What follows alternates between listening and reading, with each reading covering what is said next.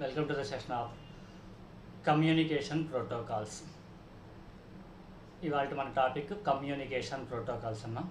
అంటే ఈ communication protocols అంటే మనం సెండర్ సిస్టమ్ నుంచి రిసీవర్ సిస్టమ్కి ఏదైనా ఒక మెసేజ్ని మనం ట్రాన్స్ఫర్ చేసి, అంటే ఇక్కడ మెసేజ్ని ట్రాన్స్ఫర్ చేయడం అంటే సెండర్ సిస్టమ్ నుంచి రిసీవర్ సిస్టంలో అంటే రిమోట్ లొకేషన్లో ఉన్న కంప్యూటర్లో ఉన్న ఏదైనా ఒక పర్టికులర్ ప్రొసీజర్ని ఎగ్జిక్యూట్ చేయడం కానీ, లేదు ఒక పర్టికులర్ మెసేజ్ని ట్రాన్స్ఫర్ చేయడం కానీ జరిగినప్పుడు సమదర్ లొకేషన్లో ఉన్న ఫంక్షన్స్ని కాల్ చేయడాన్ని రిమోట్ ప్రొసీజర్ కాల్ అంటారని చెప్పుకున్నాం.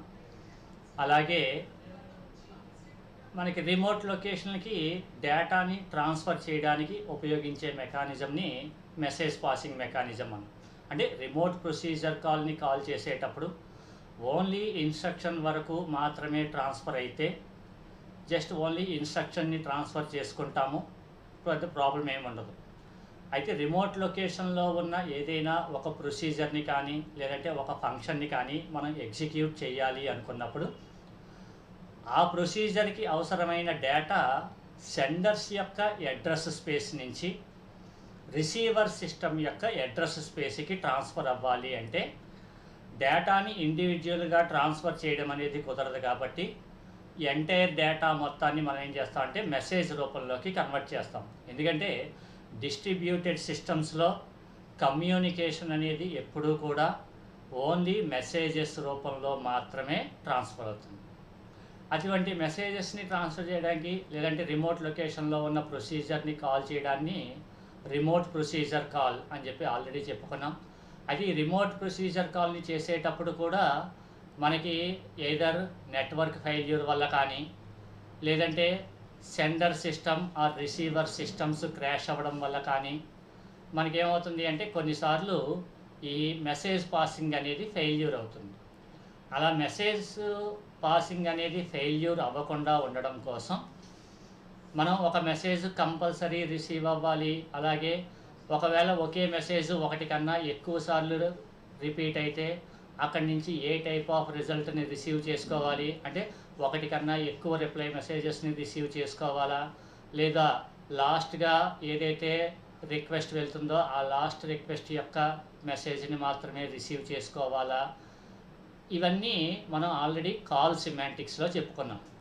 ఇక నెక్స్ట్ మనం ఈ ఆర్పిసి ఇంప్లిమెంటేషన్కి సంబంధించి మనం చెప్పుకోవాల్సిన ఒక మోస్ట్ ఇంపార్టెంట్ పాయింట్ ఏంటంటే కమ్యూనికేషన్ ప్రోటోకాల్స్. అంటే here the protocol means which is nothing but a small software which is used to communicate the data between two systems. రెండు సిస్టమ్స్ మధ్య లేదంటే ఒక టూ సిస్టమ్స్ ఒకదానితో ఒకటి ఎలా కమ్యూనికేట్ అవ్వాలి అని చెప్పడానికి ఉపయోగించే ఒక స్మాల్ సాఫ్ట్వేర్ కాంపోనెంట్ని మనం ఏంటంటే ప్రోటోకాల్స్ అంటాం. సో మనకి ఈ రిమోట్ ప్రొసీజర్ కాల్ని కాల్ చేసే విధానంలో మనకి మొత్తం 3 రకాల ప్రోటోకాల్స్ ఉంటాయి. అవి ఒకటి ఫస్ట్ వన్ వచ్చేటప్పటికి రిక్వెస్ట్ ప్రోటోకాల్, రెండవది రిక్వెస్ట్ అండ్ రిప్లై ప్రోటోకాల్, మూడోది request reply and acknowledgement reply protocol అని చెప్పి మొత్తం మనకి 3 రకాల ప్రోటోకాల్స్ ఉంటాయి. అంటే కమ్యూనికేషన్ ప్రోటోకాల్స్ అనేవి 3 రకాలుగా ఇంప్లిమెంట్ చేయడం జరుగుతుంది. ఒకటి రిక్వెస్ట్ ప్రోటోకాల్, రెండోది రిక్వెస్ట్ అండ్ రిప్లై ప్రోటోకాల్, మూడోది request reply and acknowledgement reply protocol. So ఇప్పుడు ఈ 3 రకాల ప్రోటోకాల్స్ ఎలా వర్క్ అవుతాయి అంటే ఈ వర్క్ అవడంలో కూడా మళ్ళీ ఈ కమ్యూనికేషన్ అనేది ఏదో సింక్రోనియస్ అవ్వచ్చు లేదంటే అసింక్రోనియస్ అవ్వచ్చు. సో సింక్రోనియస్ ప్రాసెస్ జరుగుతున్నప్పుడు మనకి ప్రోటోకాల్స్ ద్వారా ఎలా కమ్యూనికేట్ చేస్తాము, అలాగే అసింక్రోనియస్ పద్ధతిలో మనం మెసేజెస్ని ఎలా కమ్యూనికేట్ చేస్తాము అనేది ఈ ప్రోటోకాల్స్ ద్వారా చూద్దాం. ఇందులో మనకి ఫస్ట్ వన్ వచ్చేటప్పటికి రిక్వెస్ట్ ప్రోటోకాల్. అంటే రిక్వెస్ట్ ప్రోటోకాల్ అనేది మనం ఎప్పుడు ఉపయోగిస్తాము అంటే సెండర్ సిస్టమ్ నుంచి మనం ఏదైనా ఒక రిక్వెస్ట్ని రిసీవర్ సిస్టమ్కి ఒక మెసేజ్ని మనం ట్రాన్స్ఫర్ చేసి, అంటే ఒక పర్టికులర్ ప్రొసీజర్ని ఎగ్జిక్యూట్ చేయడానికి అవసరమైన మెసేజ్ని మనం ట్రాన్స్మిట్ చేస్తాం. అలా ట్రాన్స్మిట్ చేసిన తర్వాత మన మెసేజ్ రిసీవర్ సిస్టమ్కి రిసీవ్ చేసుకుని మళ్ళీ అది ప్రాసెస్ చేసిన తర్వాత ఏదైనా సమ్ రిజల్ట్ని జనరేట్ చేస్తుంది. అయితే అటువంటి రిజల్ట్ని మళ్ళీ బ్యాక్కి రిసీవ్ చేసుకోవాల్సిన అవసరం లేనప్పుడు, అంటే ఓన్లీ సెండర్ సిస్టమ్ నుంచి రిసీవర్ సిస్టమ్కి ఓన్లీ ఫార్వర్డ్ డైరెక్షన్లో మాత్రమే మనకి ప్రాసెస్ జరిగితే సరిపోతుంది. మళ్ళీ రిసీవర్ సైడ్ నుంచి మనకి ఎటువంటి రిజల్ట్ కానీ లేదంటే మెసేజ్ రిసీవ్ అయినట్టు ఎక్నాలెడ్జ్మెంట్ కానీ మనకి రిసీవ్ చేసుకోవాల్సిన అవసరం లేదు అనుకున్నప్పుడు మనం ఈ రిక్వెస్ట్ ప్రోటోకాల్ అనేది ఉపయోగిస్తాం. అంటే రిక్వెస్ట్ ప్రోటోకాల్ అనేది ఓన్లీ ఫార్వర్డ్ డైరెక్షన్, అంటే ఒక సింగిల్ డైరెక్షన్లోనే ఉంటుంది. అంటే సెండర్ నుంచి రిసీవర్కి ఒక మెసేజ్ ట్రాన్స్మిట్ అవుతుంది. అది ఆ ట్రాన్స్మిట్ అయినట్టు మళ్ళీ మనకి రిసీవర్ సిస్టమ్ రిసీవ్ చేసుకున్నట్టు ఎక్నాలెడ్జ్మెంట్ కానీ లేదంటే రిసీవర్ సైడ్ నుంచి మళ్ళీ మనకి రిజల్ట్ కానీ రావాల్సిన అవసరం లేదు అనుకున్నప్పుడు మనం ఏం చేస్తామంటే రిక్వెస్ట్ ప్రోటోకాల్ని ఉపయోగిస్తాం. ఉదాహరణకి ఏదైనా రిసీవర్ సైడ్ మనకి ఉన్న సిస్టంలో ఏదైనా ఒక డేటాబేస్ సర్వర్ మనకి ఎగ్జిస్ట్ అయ్యి ఉంది.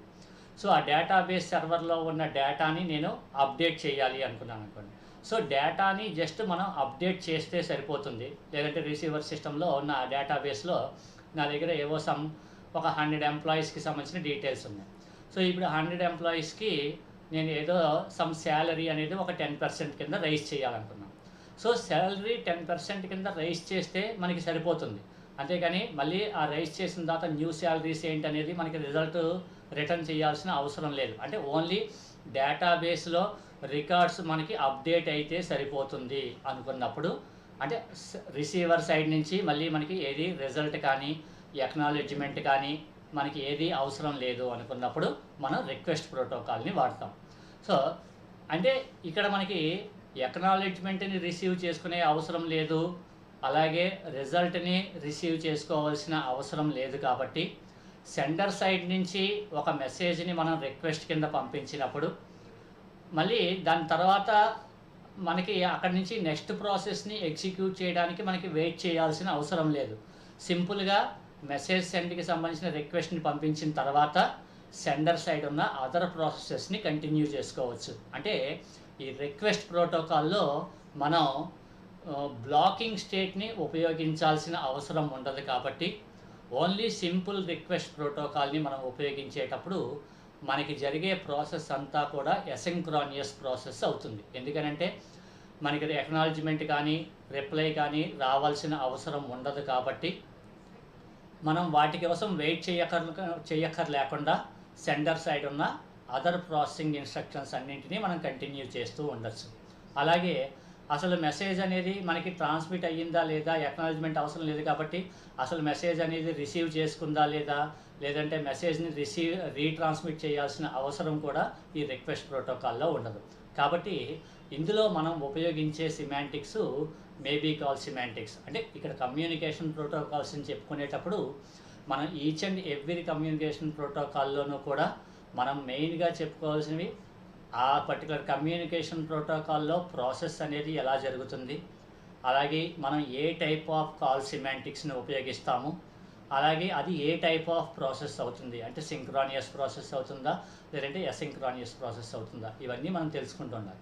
సో ఈ కమ్యూనికేషన్ ప్రోటోకాల్స్లో మనకి ఫస్ట్ ప్రోటోకాల్ వచ్చేటప్పటికి request protocol, and this protocol is also called as R protocol. సింపుల్గా రిక్వెస్ట్ అనేది ఒకటే ఉంటుంది కాబట్టి సింపుల్గా ఆర్ ప్రోటోకాల్ అంటాం. It is used when a called procedure has nothing to return as a result. The called procedure has nothing to return as a result. అంటే మనం call system నుంచి కాలీ సిస్టమ్కి, అంటే సెండర్ సిస్టమ్ నుంచి రిసీవర్ సిస్టమ్కి ఒక పర్టికులర్ మెసేజ్ని మనం ట్రాన్స్మిట్ చేసి అక్కడి నుంచి మనకి రిజల్ట్ ఏమీ రిటర్న్ చేయాల్సిన అవసరం లేదు అనుకున్నప్పుడు మనం ఏం చేస్తామంటే రిక్వెస్ట్ ప్రోటోకాల్ని ఉపయోగిస్తూ ఉంటాం. అండ్ అలాగే ఎక్నాలెడ్జ్మెంట్ కూడా ఉండదు. As no acknowledgement or reply message is involved, only single message is transmitted from client to server. అంటే క్లయింట్ సిస్టమ్ నుంచి సర్వర్ సిస్టమ్కి ఓన్లీ ఒక సింగిల్ మెసేజ్ మాత్రమే ట్రాన్స్మిట్ అవుతుంది. And this protocol may provides maybe call semantics. ఎందుకంటే maybe call సిమాంటిక్స్లో మనకి message transmit అయ్యిందా లేదా అనేది చెక్ చేసుకోవాల్సిన అవసరం ఉండదు. అక్కడి నుంచి రిజల్ట్ని మనం మళ్ళీ రిసీవ్ చేసుకోవాల్సిన అవసరం. ఒకవేళ మెసేజ్ ఫెయిల్యూర్ అయితే మళ్ళీ ఆ మెసేజ్ని మనం రీట్రాన్స్మిట్ చేయాల్సిన అవసరం ఉండదు. అది మనకి maybe call semantics. So this protocol provides maybe call semantics and does not need retransmission of the request message. అంటే ఒకసారి మనం మెసేజ్ని రిక్వెస్ట్ పంపించేసిన తర్వాత అది రిసీవ్ అయ్యిందా లేదా అనేది ఎక్నాలజ్మెంట్ని రిసీవ్ చేసుకోము, అలాగే రిప్లై కూడా రావాల్సిన అవసరం లేదు. కాబట్టి ఆ మెసేజ్ రిసీవ్ అయ్యిందా లేదా అనేది కూడా మనం చెక్ చేసుకోము. కాబట్టి we will use the maybe call semantics. And RPC uses the R protocol is known as a asynchronous RPC. అంటే ఈ పద్ధతి మొత్తంలో కూడా మనకి ఎప్పుడు కూడా ప్రాసెస్ అంతా కూడా అసింక్రానియస్ పద్ధతిలో. ఎందుకనంటే మనం మెసేజ్ రిసీవ్ అయిందా లేదా ఎక్నాలజ్మెంట్ని రిసీవ్ చేసుకునేంత వరకు మన క్లయింట్ సిస్టంలో అదర్ ప్రాసెసెస్ ఏవి కూడా మనం ట్రాన్స్మిట్ చేయాల్సిన అవసరం ఉండదు. కాబట్టి ఇది మనకి అసింక్రానియస్ పద్ధతి అవుతుంది. అయితే ఈ సాధారణంగా ఈ ఒక సిస్టమ్ నుంచి ఇంకొక సిస్టమ్కి మెసేజ్ని ట్రాన్స్మిట్ చేసేటప్పుడు వాటికి మెయిన్గా మనం 2 రకాల ప్రోటోకాల్స్ని వాడతాం. అంటే డేటా ట్రాన్స్మిషన్కి సంబంధించి 2 రకాల ప్రోటోకాల్స్ ఉపయోగిస్తాం. అవి ఒకటి యూడిపి అంటారు, యూజర్ డేటాగ్రామ్ ప్యాకెట్ అంటారు. ఇక రెండవది టీసీపీ అని చెప్పేసి ఒక ప్రోటోకాల్ని ఉపయోగిస్తారు. ఈ రెండింటిలో యూడిపి అంటే యూజర్ డేటాగ్రామ్ ప్యాకెట్ అంటాం. ఈ యూజర్ డేటాగ్రామ్ ప్యాకెట్ ద్వారా మనం ఒక మెసేజ్ని ఒక సిస్టమ్ నుంచి ఇంకొక సమదర్ సిస్టమ్కి పంపించినప్పుడు ఆ ఎంటైర్ మెసేజ్ మొత్తం ఏమవుతుందంటే స్మాలర్ ప్యాకెట్స్ కింద డివైడ్ అయింది. ఎందుకంటే మనకి ఎంటైర్ ట్రాన్స్మిట్ అవ్వాల్సిన డేటా అంతా నెట్వర్క్ ద్వారా ట్రాన్స్ఫర్ అవ్వాలి. కాబట్టి ఆ నెట్వర్క్ యొక్క బ్యాండ్ విడ్త్ని బట్టి ఎట్ ఏ టైం అది ఎన్ని నెంబర్ ఆఫ్ బైట్స్ని ట్రాన్స్ఫర్ చేయగలుగుతుంది అనేది చూసుకుని దాన్ని బట్టి ఏం చేస్తుంది అంటే మన ఈ ప్రోటోకాల్స్ ఎంటైర్ మెసేజ్ మొత్తాన్ని సెవరల్ నెంబర్ ఆఫ్ ప్యాకెట్స్ కింద డివైడ్ చేస్తుంది. డివైడ్ చేసినప్పుడు ఒకవేళ మనం యూడిపి అనే ప్రోటోకాల్ని ఉపయోగించి మనం యూజర్ డేటాగ్రామ్ ప్యాకెట్ ప్రోటోకాల్ని ఉపయోగించి మనం డేటాని ట్రాన్స్ఫర్ చేసినట్టయితే కనుక ఈ డేటా డిఫరెంట్ పార్ట్స్ నుంచి ట్రాన్స్ఫర్ అయినప్పుడు అవి డిఫరెంట్ ఆర్డర్లో రిసీవ్ అవ్వడం జరుగుతుంది. అలాగే కొన్నిసార్లు మనం పంపించిన ఎంటైర్ ప్యాకెట్స్ అన్నింటిలోనూ కూడా అన్ని ప్యాకెట్స్ కంప్లీట్గా రిసీవ్ అవుతాయని కూడా మనకి గ్యారంటీ లేదు. అంటే UDP is not a guaranteed transfer అంటే కంపల్సరీ కంప్లీట్గా రిసీవ్ అవుతుంది అని చెప్పేసి మనకేం రూల్ లేదండి. ఆ కంప్లీట్గా మనకి రిసీవ్ అవుతుందని చెప్పి రూల్ లేదు. కాబట్టి మనకి కంప్లీట్గా రిసీవ్ అవుతుంది కాబట్టి మనకి ఆ రూల్ ఏం లేదు. కాబట్టి మనకి ఏమవుతుందంటే ఈ యూజర్ డేటాగ్రామ్ ప్యాకెట్లో మనకి డేటా అనేది మనకి ఏమీ జరగదు. ప్రోటోకాల్ని ఉపయోగించినప్పుడు మనకి ఎంటైర్ డేటా అంతా కూడా కంప్లీట్గా గ్యారంటీగా రిసీవ్ అవుతుంది అని చెప్పి మనకి ఏమీ రూల్ లేదు. అందుకని ఇటువంటి ప్రోటోకాల్ని ఉపయోగించుకునే కన్నా రెండవది టీసీపీ ట్రాన్స్మిషన్ కంట్రోల్ ప్రోటోకాల్ అని చెప్పి ఒకటి ఉందండి. ఈ ట్రాన్స్మిషన్ కంట్రోల్ ప్రోటోకాల్ ద్వారా మనకి డేటాని ట్రాన్స్ఫర్ చేసినప్పుడు ఇది ఎంటైర్ డేటా మొత్తాన్ని కంపల్సరీగా క్లయింట్ సిస్టమ్ నుంచి సర్వర్ సిస్టమ్కి కంపల్సరీ సెండ్ అయ్యేటట్టు చేస్తుంది. అందుకని ఈ అసింక్రానియస్ పద్ధతిలో ఉపయోగించేటప్పుడు మనం యూడిపి ప్రోటోకాల్ని ఉపయోగించుకునే కన్నా టీసీపీ ప్రోటోకాల్ని ఉపయోగించుకోవడం వల్ల డేటా అనేది కంపల్సరీ రిసీవ్ అయ్యేటట్టు జరుగుతుంది. ఇది మనకి రిక్వెస్ట్ ప్రోటోకాల్. అంటే రిక్వెస్ట్ ప్రోటోకాల్ అనేది ఓన్లీ సింగిల్ మెసేజ్ ట్రాన్స్ఫర్ కింద ఉపయోగపడుతుంది. అంటే క్లయింట్ నుంచి సర్వర్కి అంటే లేదంటే సెండర్ నుంచి రిసీవర్కి only at a time only ఒకసారి మాత్రమే మెసేజ్ని ట్రాన్స్ఫర్ చేస్తుంది. అలాగే ఆ మెసేజ్ని ట్రాన్స్ఫర్ చేసినప్పుడు ఆ మెసేజ్ కంప్లీట్గా రిసీవ్ అయ్యిందా లేదా అనేది ఎక్నాలజ్మెంట్ కానీ అక్కడి నుంచి మనకి రిజల్ట్ అనేది కానీ మనకి అవసరం ఉండదు. కాబట్టి మనకి ఈ పద్ధతిలో మనం ఉపయోగించే ప్రోటోకాల్లో మనకి అసింక్రానియస్ ప్రాసెస్ అనేది జరుగుతుంది. అలాగే ఇక్కడ మనం ఉపయోగించే కాల్ సిమాంటిక్స్ వచ్చేటప్పటికి మేబీ కాల్ సిమాంటిక్స్ని వాడుతూ ఉంటాం. ఇది రిక్వెస్ట్ ప్రోటోకాల్. ఇక రెండవది రిక్వెస్ట్ అండ్ రిప్లై ప్రోటోకాల్. అంటే ఈ రిక్వెస్ట్ అండ్ రిప్లై ప్రోటోకాల్ని మనం ఎప్పుడు ఉపయోగిస్తాము అంటే మనం క్లయింట్ దగ్గర నుంచి మనకి ఏదైనా ఒక మెసేజ్ సర్వర్ సిస్టమ్కి ట్రాన్స్ఫర్ అయ్యి సర్వర్ సిస్టము ఆ మెసేజ్ని రిసీవ్ చేసుకున్నట్టుగా మనకేమవ్వాలి అంటే కంపల్సరీ ఏదో ఒక ఎక్నాలజ్మెంట్ రావాలి.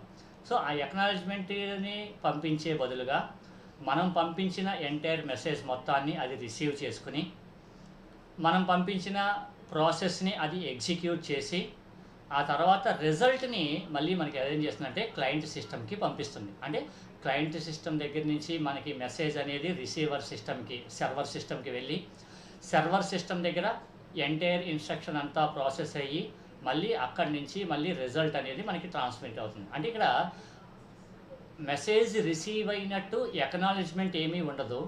మనకి ఎప్పుడైతే అక్కడి నుంచి రిజల్ట్ వచ్చిందో ఆ రిజల్ట్నే మనం ఏమైనా ట్రీట్ చేసుకుంటామంటే ఎకనాలెడ్జ్మెంట్ కింద. అంటే మనకి రిజల్ట్ వచ్చింది అంటే మనం పంపించిన మెసేజ్ సర్వర్ రిసీవ్ చేసుకుంది అని అర్థం. ఒకవేళ with in the time out పీరియడ్లో మనకి రిప్లై మెసేజ్ రాకపోతే కనుక అలాంటప్పుడు ఏం చేస్తామంటే ఆ మెసేజ్ని మళ్ళీ రీట్రాన్స్మిషన్ చేసుకుంటూ ఉంటాం. అది మనకి రిక్వెస్ట్ అండ్ రిప్లై ప్రోటోకాల్. ఈ రిక్వెస్ట్ అండ్ రిప్లై ప్రోటోకాల్లో this protocol is known as RR, request and reply protocol అంటాం.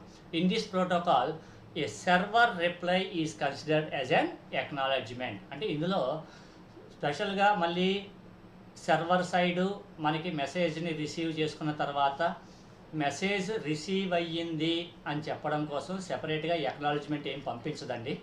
ఓన్లీ క్లయింట్ సైడ్ నుంచి రిక్వెస్ట్ని తీసుకుని సర్వర్ సైడ్ అది రిసీవ్ చేసుకుని దాన్ని ఎగ్జిక్యూట్ చేయగా వచ్చిన రిజల్ట్ని మళ్ళీ మనకేం చేస్తాము అంటే క్లయింట్కి పంపించేస్తుంది.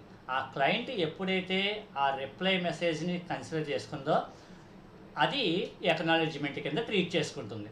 So in this protocol a server reply is considered as an acknowledgement for a client's request and a subsequent call from a client is considered as acknowledgement of the client's previous call. అలాగే ఒకవేళ with in the time పీరియడ్లో మనకి ఆ reply అనేది రాకపోతే కనుక, ఎందుకంటే each and every time మనకి ఎక్కువసేపు క్లయింట్ సిస్టము రిప్లై కోసం వెయిట్ చేయకుండా ఉండడం కోసం సాధారణంగా మనం ఏం చేస్తామంటే టైమ్అవుట్ మెకానిజంని ఉపయోగిస్తాం. ఈ టైమ్అవుట్ మెకానిజం లోపు మనకి రిప్లై రాలేదు అంటే అర్థం ఏంటి, మనం సెండ్ చేసిన మెసేజ్ రిసీవ్ అవ్వలేదు అని అర్థం. అలాంటప్పుడు ఏం చేస్తామంటే ఆ మెసేజ్ని మళ్ళీ రీట్రాన్స్మిట్ చేసుకుంటాం. ఇందాక మనం చెప్పింది రిక్వెస్ట్ ప్రోటోకాల్లో రీట్రాన్స్మిషన్ అనేది ఏమీ ఉండదండి, ఓన్లీ జస్ట్ సెండింగే అంతే.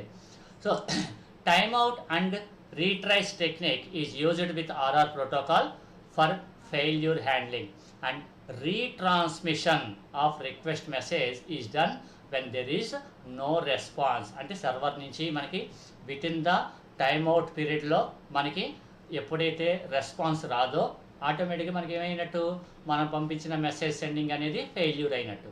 అలాంటప్పుడు ఏం చేస్తాం, again the message will be retransmission జరుగుతుంది. And RR protocol and time out techniques provides at least once call semantics. అంటే మనం ఉపయోగించే కాల్ సిమాంటిక్స్లో దీంట్లో ఉపయోగించేది అట్లీస్ట్ వన్స్. ఎందుకంటే ఇది with in the time out పీరియడ్లో మనకి రిప్లై రాకపోతే మళ్ళీ రీట్రాన్స్మిట్ చేస్తూ ఉంటాం. ఇలాంటప్పుడు మనకి ఏమవుతుంది, డిఫరెంట్ నెంబర్ ఆఫ్ టైమ్స్ మనకి మెసేజ్ అనేది క్లయింట్ నుంచి సర్వర్కి ట్రాన్స్ఫర్ అవుతూ ఉంటుంది. అలా ట్రాన్స్ఫర్ అయినప్పుడు అక్కడి నుంచి different number of reply messages generate అవుతాయి. ఆ రిప్లై మెసేజెస్లోంచి అట్లీస్ట్ మనకి ఒక్క రిప్లై మెసేజ్ అన్నా రావాలి. అంటే ఒక్కసారి మనకి రిప్లై మెసేజ్ వచ్చినా మనం సెండ్ చేసిన message receiver system or server system receive చేసుకున్నట్టే మనకి కన్సిడర్ అవుతుంది. కాబట్టి ఇక నెక్స్ట్ టైం నుంచి మళ్ళీ సేమ్ అదే మెసేజ్ని మనం రీట్రాన్స్మిట్ చేయాల్సిన అవసరం ఉండదు. కాబట్టి RR protocol and timeout techniques provides at least once call semantics on if duplicate requests are not filtered out. అంటే ఒకవేళ ఫిల్టర్డ్ అవుట్ చేయకపోతే కనుక ఆ డూప్లికేట్ మెసేజెస్ని మనకి రిసీవ్ చేసుకోవాల్సి ఉంటుంది అనమాట. అంటే ఇందులో మనకి ఏదైతే ఆ రిప్లై అనేది వస్తుందో ఆ రిప్లైనే మనం ఏం చేస్తామంటే ఎక్నాలెడ్జ్మెంట్ కింద ట్రీట్ చేస్తూ ఉంటాం. అలాగే ఇందులో అట్లీస్ట్ వన్స్ కాల్ సిమాంటిక్స్ని వాడుతూ ఉంటాం. అలాగే exactly once semantics are supported by the servers. అంటే సర్వర్స్ ఏం చేస్తాయంటే ఒకే రకమైన message different number of times వచ్చినప్పుడు వాటిని ఎన్నిసార్లు అయితే మెసేజ్ వచ్చిందో అన్నిసార్లని ప్రాసెస్ చేయకుండా లాస్ట్ అండ్ ఫైనల్ వన్గా ఏదైతే మెసేజ్ వచ్చిందో అంటే సేమ్ టైప్ ఆఫ్ మెసేజ్ని అది చెక్ చేసుకుంటుంది. కాబట్టి ఆ సేమ్ టైప్ ఆఫ్ మెసేజ్లో లాస్ట్గా ఏదైతే మెసేజ్ వచ్చిందో ఆ మెసేజ్ని ఎగ్జిక్యూట్ చేసుకుంటుంది. ఇది exactly once semantics are supported by the servers using the reply cache which stores the replies. అంటే సర్వర్ సైడ్ ఏమో ఎగ్జాక్ట్లీ వన్స్ కాల్ సిమాంటిక్స్ని వాడుకుంటుంది, క్లయింట్ సైడ్కి వచ్చేటప్పటికి మీకు అట్లీస్ట్ వన్స్ కాల్ సిమాంటిక్స్ని వాడుకుంటాయి. అయితే మనకి రిక్వెస్ట్ వెళ్ళి అక్కడి నుంచి రిప్లై వచ్చేంత వరకు కూడా మనం సమ్ అదర్ ప్రాసెస్ని ఏది ఎగ్జిక్యూట్ చెయ్యం. కాబట్టి ఇది మనకి ఫాలో అయ్యే మెకానిజం వచ్చేటప్పటికి సింక్రానియస్ ప్రాసెస్ని ఫాలో అవుతుంది. ఇందాక మనం చెప్పుకున్న రిక్వెస్ట్ ప్రోటోకాల్ అసింక్రానియస్లోకి వెళ్తుంది, ఎందుకంటే అక్కడ రిప్లై మెసేజ్ అవసరం లేదు కాబట్టి. అయితే ఇక్కడ మనకి రిప్లై మెసేజ్ అనేది అవసరం అవుతుంది కాబట్టి కంపల్సరీ మనం ఏం చేస్తాము అంటే సింక్రానియస్ పద్ధతిలోనే ప్రాసెస్ చేసుకుంటాం. ఇది request and reply protocol. First one వచ్చేటప్పటికి రిక్వెస్ట్ ప్రోటోకాల్. రిక్వెస్ట్ ప్రోటోకాల్ అనేది ఓన్లీ సింగిల్ మెసేజ్ ట్రాన్స్మిషన్ని మాత్రమే సపోర్ట్ చేస్తుంది. అలాగే అందులో మనకి మెసేజ్ కోసం వెయిట్ చేయాల్సిన అవసరం ఉండదు కాబట్టి అక్కడ మనం ఉపయోగించే కాల్ సిమాంటిక్ వచ్చేటప్పటికి మేబీ కాల్ సిమాంటిక్స్ అవుతుంది. అలాగే ప్రాసెస్ వచ్చేటప్పటికి అసింక్రానియస్ ప్రాసెస్ అవుతుంది. అదే రిక్వెస్ట్ అండ్ రిప్లై ప్రోటోకాల్లో మనకి ఏమవుతుంది, మనకి ఇక స్పెషల్గా ఒక మెసేజ్ని మనం ట్రాన్స్మిట్ చేసినప్పుడు మెసేజ్ని రిసీవ్ చేసుకున్నట్టు ఎక్నాలజ్మెంట్ ఏమీ ఉండదు.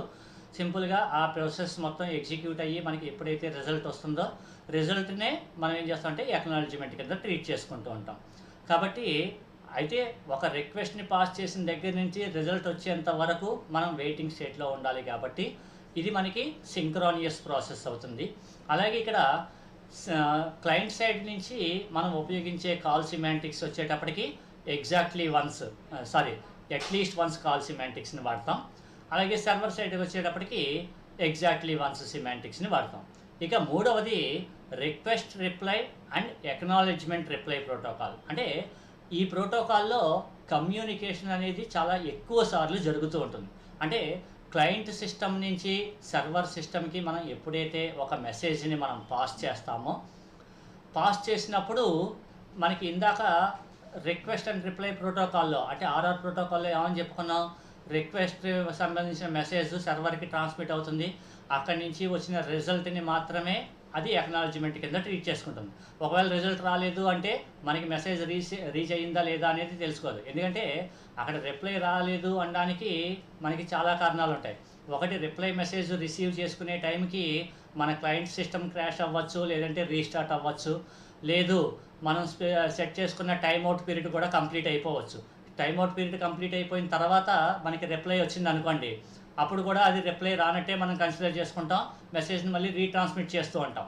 సో ఇదంతా ఎక్కువ టైమ్అవుట్ పడుతుంది కాబట్టి దాన్ని ఓవర్కమ్ చేయడం కోసం మనకి మూడో రకమైన ప్రోటోకాల్ని ఉపయోగిస్తాం, request reply and acknowledgement protocol. దీన్నే సింపుల్గా ఆర్ఆర్ఏ ప్రోటోకాల్ అంటాం, request reply and acknowledgement reply protocol.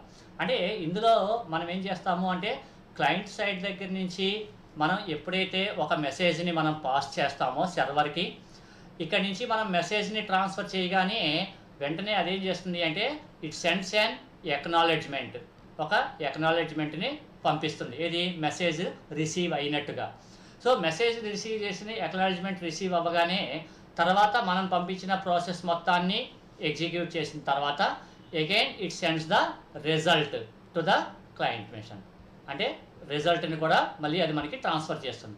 So ఎప్పుడైతే క్లయింట్ సిస్టము ఈ రిజల్ట్ని రిసీవ్ చేసుకుందో ఇక్కడ రిజల్ట్ని రిసీవ్ చేసుకున్నట్టుగా again it sends an acknowledgement to the server. అంటే ఇక్కడ కమ్యూనికేషన్కి సంబంధించిన ఎక్నాలెడ్జ్మెంట్ అనేది బోత్ క్లయింట్ సైడ్ నుంచి ఎక్నాలెడ్జ్మెంట్ ఉంటుంది, సర్వర్ సైడ్ నుంచి కూడా ఎక్నాలెడ్జ్మెంట్ ఉంటుంది. అంటే క్లయింట్ అనేవాడు ఒక మెసేజ్ని మనం సర్వర్కి ట్రాన్స్ఫర్ చేయగానే సర్వర్ ఎప్పుడైతే మెసేజ్ని రిసీవ్ చేసుకుందో సర్వర్ మెసేజ్ని రిసీవ్ చేసుకున్నట్టుగా ఒక ఎక్నాలెడ్జ్మెంట్ని పంపిస్తుంది. తర్వాత మనం పంపించిన మెసేజ్ని అది ప్రాసెస్ చేసి ఏదైతే రిజల్ట్ ఉంటుందో ఆ ఎంటైర్ రిజల్ట్ మొత్తాన్ని మళ్ళీ మనకి ఏమవుతుందంటే అది మెసేజ్ రూపంలో క్లయింట్కి పంపిస్తుంది. క్లయింట్ ఎప్పుడైతే మెసేజ్ని రిసీవ్ చేసుకుందో వెంటనే క్లయింట్ ఏమవుతుంది అంటే ఆ రిజల్ట్ని రిసీవ్ చేసుకున్నట్టుగా మళ్ళీ మనకి ఏమవుతుందంటే సర్వర్కి అది ఒక ఎక్నాలెడ్జ్మెంట్ని పంపిస్తుంది. అంటే బోత్ క్లయింట్ సైడ్ నుంచి మనకి కమ్యూనికేషన్స్ ఎక్కువగా ఉంటుంది, సర్వర్ సైడ్ నుంచి కూడా కమ్యూనికేషన్స్ ఎక్కువ ఉంటుంది. అంటే ఇలాగా ఎక్కువ నెంబర్ ఆఫ్ టైమ్స్ కమ్యూనికేషన్స్ ఉండడం వల్ల ఈ ప్రాసెస్ అనేది ఇంతకుముందు మనం చెప్పుకున్న రిక్వెస్ట్ రిప్లై ప్రోటోకాల్తో పోల్చుకుంటే ఈ మెకానిజం అనేది చాలా స్లోగా ఉంటుంది. ఎందుకనంటే మెసేజ్ ట్రాన్స్ఫర్ అవ్వాలి, మళ్ళీ ఎక్నాలెడ్జ్మెంట్ రిసీవ్ అవ్వాలి, మళ్ళీ రిజల్ట్ రిసీవ్ అవ్వాలి, రిజల్ట్ రిసీవ్ చేసుకున్నట్టు మళ్ళీ ఎక్నాలెడ్జ్మెంట్ని పంపించాలి. మొత్తం బోత్ సైడ్స్ కమ్యూనికేషన్స్ ఎక్కువ సార్లు జరుగుతూ ఉంటాయి కాబట్టి ఇది రిక్వెస్ట్ అండ్ రిప్లై ప్రోటోకాల్తో పోల్చుకుంటే మనకి ఇది ఎగ్జిక్యూషన్ యొక్క ప్రాసెస్ అనేది చాలా స్లోగా ఉంటుంది. సో ఈ request reply and acknowledgement reply protocol is also known as RRA protocol. To overcome the limitations of RR protocol, RSA protocol is used. అంటే ఆర్ఆర్ ప్రోటోకాల్లో ఉన్న డిసడ్వాంటేజ్ ఏంటంటే మనకి ఓన్లీ మెసేజ్ రిసీవ్ చేసుకున్నట్టు అక్నాలెడ్జ్మెంట్ ఏమి ఉండదు. మనకి రిప్లై వస్తే మనం పంపించిన మెసేజ్ రిసీవ్ అయినట్టు, అది కూడా with in the time out పీరియడ్లో, లేకపోతే లేనట్టు మళ్ళీ మెసేజ్ని రీట్రాన్స్మిట్ చేసుకోవాల్సి వస్తుంది.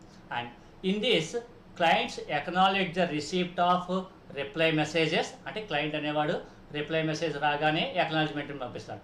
And the server deletes the information from it's catchy only after it receives and acknowledgement from the client. అంటే క్లయింట్ నుంచి కూడా ఈ రిజల్ట్ రిసీవ్ చేసుకున్నట్టు మళ్ళీ ఇక్కడ అక్నాలెడ్జ్మెంట్ రావాలి. అక్నాలెడ్జ్మెంట్ వచ్చేంత వరకు ఈ ప్రాసెస్ని అది రిమూవ్ చేయదు. ఎందుకంటే ఒకవేళ రిజల్ట్ మనకి రిసీవ్ చేసుకుంటే అక్నాలెడ్జ్మెంట్ రాకపోతే again it has to resend the result, మళ్ళీ ఆ రిజల్ట్ మళ్ళీ రీసెండ్ చేయాల్సి వస్తుంది. కాబట్టి మళ్ళీ ఆ అక్నాలెడ్జ్మెంట్ వచ్చేంత వరకు దాని యొక్క బఫర్లో అది అలాగే ప్లేస్ చేస్తూ ఉంటుంది. And some times the reply acknowledgement message may get lost. Therefore, RRA protocol needs unique ordered message identifiers. This keeps a track of acknowledgement series sent. అంటే ఎన్ని అక్నాలెడ్జ్మెంట్స్ వచ్చాయి అనే దాన్ని కూడా మళ్ళీ మనం కన్సిడర్ చేసుకుంటూ ఉండాల్సి వస్తుంది. ఇది మనకి రిమోట్ ప్రొసీజర్ కాల్స్ని ఉపయోగించేటప్పుడు వాటిల్లో ఉపయోగించే డిఫరెంట్ టైప్స్ ఆఫ్ ప్రోటోకాల్స్. మొత్తం ఇందులో మనకి 3 రకాల ప్రోటోకాల్స్ ఉంటాయి. ఒకటి రిక్వెస్ట్ ప్రోటోకాల్, రెండవది రిక్వెస్ట్ అండ్ రిప్లై ప్రోటోకాల్, మూడవది వచ్చేటప్పటికి request reply and acknowledgement reply protocol. So request ప్రోటోకాల్లో ఓన్లీ వన్ సైడ్ మాత్రమే కమ్యూనికేషన్ ఉంటుంది. అంటే ఓన్లీ సింగిల్ మెసేజ్ మాత్రమే క్లయింట్ నుంచి సర్వర్కి ట్రాన్స్ఫర్ అవుతుంది. అలా ట్రాన్స్ఫర్ అయినప్పుడు మళ్ళీ మెసేజ్ రిసీవ్ చేసుకున్నట్టు మనకి అక్నాలెడ్జ్మెంట్ అనేది ఏమీ ఉండదు. అలాగే సర్వర్ సైడ్ నుంచి రిప్లై మెసేజ్ కూడా ఏమీ ఉండదు. అంటే సాధారణంగా మనం ఒక ప్రాసెస్ని రిమోట్ లొకేషన్లో ఎగ్జిక్యూట్ చేసి అక్కడి నుంచి మనకి రిజల్ట్ ఏమీ రావాల్సిన అవసరం లేదు అనుకున్నప్పుడు మనం రిక్వెస్ట్ ప్రోటోకాల్ని వాడతాం. అయితే అలాగే ఈ ప్రోటోకాల్ వచ్చేటప్పటికి మనకి ఉపయోగించే కాల్ సిమాంటిక్స్ వచ్చేటప్పటికి మేబీ కాల్ సిమాంటిక్స్ని వాడుతుంది. అలాగే ఇక్కడ ప్రాసెస్ వచ్చేటప్పటికి అసింక్రానియస్ ప్రాసెస్ అవుతుంది.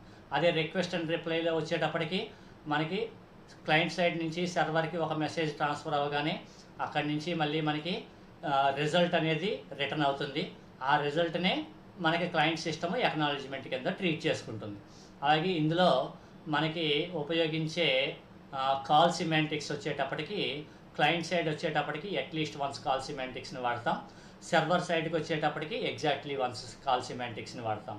అలాగే ఇది కంటిన్యూగా కంపల్సరీగా సింక్రానియస్ ప్రాసెస్ అవుతుంది. ఇక మూడోది request reply and acknowledgement reply protocol కూడా మనకి సింక్రానియస్ ప్రాసెస్సే అవుతుంది. ఎందుకంటే మెసేజ్ ట్రాన్స్మిట్ అవ్వాలి, మళ్ళీ అక్నాలెడ్జ్మెంట్ రావాలి, అక్నాలెడ్జ్మెంట్ వచ్చేంత వరకు ఇక అదర్ ప్రాసెస్ ఏది కూడా మనం కంటిన్యూ చేయం. అందుకని ఇక్కడ కూడా సేమ్ అదే వాడుతూ ఉంటాం. అలాగే సర్వర్ సైడ్ నుంచి కూడా మనకి అయితే ఇక్కడ కూడా మ్యాక్సిమం మనం ఉపయోగించేదంతా కూడా ఎగ్జాక్ట్లీ వన్స్ సిమాంటిక్స్నే వాడుతూ ఉంటాం. ఎందుకంటే మనకి సర్వర్ సైడ్ నుంచి క్లయింట్కి కంపల్సరీ మెసేజ్ అనేది రిసీవ్ చేసుకోవాలి కాబట్టి మనం ఇందులో ఎగ్జాక్ట్లీ వన్స్ అనే సిమాంటిక్స్ని వాడుతూ ఉంటాం. అలాగే ఇది కూడా మనకి కంప్లీట్గా సింక్రానియస్ ప్రాసెస్సే అవుతుంది. సో అయితే ఇలాంటి ఈ క్లయింట్ సర్వర్స్ ఇలాంటివి మనం ఉపయోగించి ఈ రిమోట్ ప్రొసీజర్ కాల్ని ఉపయోగించేటప్పుడు మనం మెయిన్గా కన్సిడర్ చేయాల్సిన ఇంకొక కొన్ని పాయింట్స్ ఉన్నాయమ్మా. అంటే జస్ట్ ఓన్లీ టాపిక్ని అర్థం చేసుకోవడం కోసం దాన్ని మనం ఏంటంటే క్లయింట్ సర్వర్ బైండింగ్ అంటాం. అంటే క్లయింట్ దగ్గర నుంచి ఒక రిక్వెస్ట్ని పంపిస్తాము, సర్వర్ సైడ్ ఉన్న ప్రొసీజర్ని ఎగ్జిక్యూట్ చేస్తాము అని చెప్పుకుంటున్నాం. అది ఇలా పంపించేటప్పుడు క్లయింట్ సైడ్ దగ్గర నుంచి సర్వర్లో ఉన్న ఒక ప్రొసీజర్ని మనం ఎలా కాల్ చేస్తాము అనేది తెలుసుకోవడం కోసం వాటికి సంబంధించి కొన్ని స్టాండర్డ్ నోటేషన్స్ ఉంటాయి. ఆ నోటేషన్స్ యొక్క నేమ్స్ని ఇప్పుడు మనం తెలుసుకుందాం. వీటిని మనం ఏమని పిలుస్తాం అంటే క్లయింట్ సర్వర్ బైండింగ్ అని పిలుస్తారు. దాన్ని మనం ఏమని పిలుస్తాం, క్లయింట్ సర్వర్ బైండింగ్ అనేది పిలుస్తుంటాం. సో ఈ క్లయింట్ సర్వర్ బైండింగ్లో మనకి ఫస్ట్ వన్ వచ్చేటప్పటికి సర్వర్ నేమ్.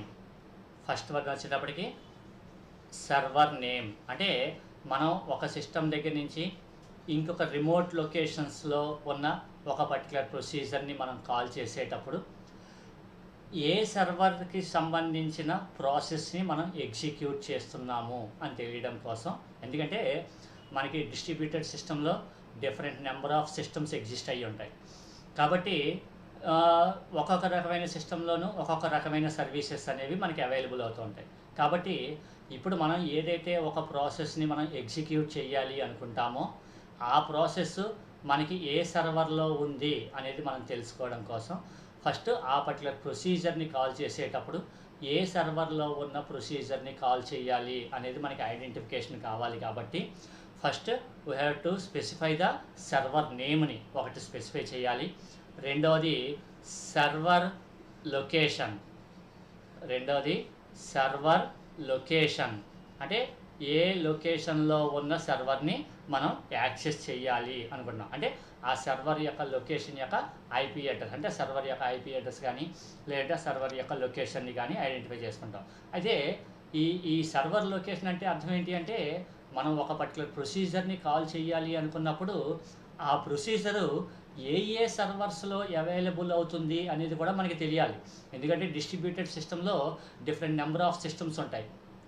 సిస్టమ్స్ ఉన్నప్పుడు ఒక్కొక్క సిస్టము మనకి ఏమవుతుంది, డిఫరెంట్ టైప్స్ ఆఫ్ సర్వీసెస్ని ప్రొవైడ్ చేస్తుంది. అలాగే ఒకే రకమైన ప్రాసెస్ని కూడా మళ్ళీ different number of servers provide చేస్తాయి. కొంచెం జాగ్రత్తగా వినండమ్మా. మనకి డిస్ట్రిబ్యూటెడ్ సిస్టమ్స్లో సెవరల్ సిస్టమ్స్ ఉంటాయి.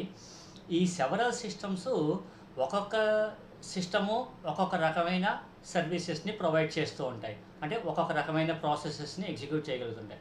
అలాగే ఒకటి కన్నా ఎక్కువ సిస్టమ్స్ ఒకే రకమైన ప్రాసెస్ని కూడా ఎగ్జిక్యూట్ చేస్తుంటాయి. ఎందుకంటే ఇక్కడ రిప్లికేషన్ అనేది, ఎందుకంటే ఫాల్ట్ టాలరెన్స్ వచ్చినప్పుడు, ఆ ఫాల్ట్ టాలరెన్స్ అనేది వచ్చినప్పుడు మనకి కమ్యూనికేషన్ అనేది బ్రేక్ అవ్వకుండా ఉండడం కోసం సేమ్ టైప్ ఆఫ్ డేటాని కానీ సేమ్ టైప్ ఆఫ్ ప్రాసెసెస్ని కానీ మనం ఒకటి కన్నా ఎక్కువ లొకేషన్లో స్టోర్ చేస్తాం. కాబట్టి ఒకే రకమైన ప్రాసెస్ మనకి ఒకటి కన్నా ఎక్కువ లొకేషన్స్లో మనకి అవైలబుల్ అవుతూ ఉండొచ్చు. అలా ఒకటి కన్నా ఎక్కువ లొకేషన్స్లో అవైలబుల్ అవుతున్నప్పుడు మనకి కావాల్సిన ఒక పర్టికులర్ ప్రాసెస్ని ఏ లొకేషన్ నుంచి యాక్సెస్ చేసుకోవాలి అనేది మనం చెప్పుకోవాలి. అంటే దానికోసం మళ్ళీ ఈ సర్వర్ని లొకేటింగ్ చేయడంలో మనకి రెండు పద్ధతులు ఉంటాయండి. ఒకటి బ్రాడ్కాస్టింగ్ అని చెప్పేసి ఒక పద్ధతి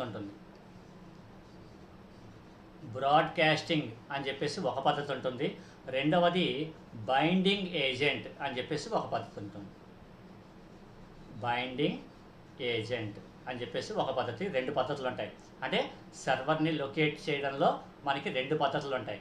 అంటే ఈ బ్రాడ్కాస్టింగ్ అంటే ఏం చేస్తామంటే మనకి ఎగ్జిస్ట్ అయిన డిఫరెంట్ సర్వర్స్లో మనం ప్రజెంట్గా ఎగ్జిక్యూట్ చేయాలనుకున్న ప్రాసెస్ ఏ సర్వర్లో ఉంటుంది అనేది మనకి ఖచ్చితంగా తెలిసినప్పుడు మనం డైరెక్ట్గా ఏం చేస్తామంటే ఆ సర్వర్ లొకేషను దాంతోపాటు మనకి ఎగ్జిక్యూట్ అవ్వాల్సిన ప్రొసీజర్ నేము రెండు మనం స్పెసిఫై చేస్తాం. అంటే కంపైల్ టైంలోనే మనం స్పెసిఫై చేసేస్తాం.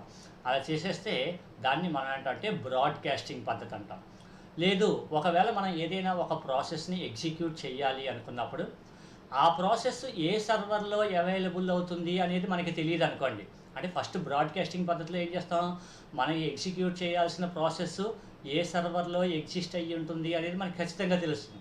ఆ తెలిసినప్పుడు మనం ఏం చేస్తాం, డైరెక్ట్గా సర్వర్ యొక్క లొకేషను అందులో మనం ఎగ్జిక్యూట్ అవ్వాల్సిన ప్రొసీజరు స్పెసిఫై చేసేస్తాం. కాబట్టి నో ప్రాబ్లం. అయితే అలా కాకుండా మనం ఏదైనా ఒక ప్రాసెస్ని మనం ఎగ్జిక్యూట్ చేయాలి అనుకున్నప్పుడు ఆ ప్రాసెస్ ఏ సర్వర్స్ దగ్గర అవైలబుల్ అవుతుంది అనేది మనకి తెలియనప్పుడు మనం ఏం చేస్తామంటే బైండింగ్ ఏజెంట్ అనే పద్ధతిని వాడతాం. అంటే ఈ బైండింగ్ ఏజెంట్ అనేది which is just like A table అనమాట. అంటే అది ఏం చేస్తుందంటే ఒక టేబుల్ రూపంలో మొత్తం మనకి డిస్ట్రిబ్యూటెడ్ సిస్టమ్స్లో ఏవేవి అయితే డిఫరెంట్ సర్వర్స్ ఉన్నాయో ఈ డిఫరెంట్ సర్వర్స్ యొక్క నేమ్స్, అలాగే ఈచ్ అండ్ ఎవ్రీ సర్వర్లో ఏ ప్రాసెసెస్ అయితే అవైలబుల్ అవుతాయో ఆ ప్రాసెసెస్ని అదేం చేస్తుందంటే ఒక టేబుల్ రూపంలో స్టోర్ చేసుకుంటుంది.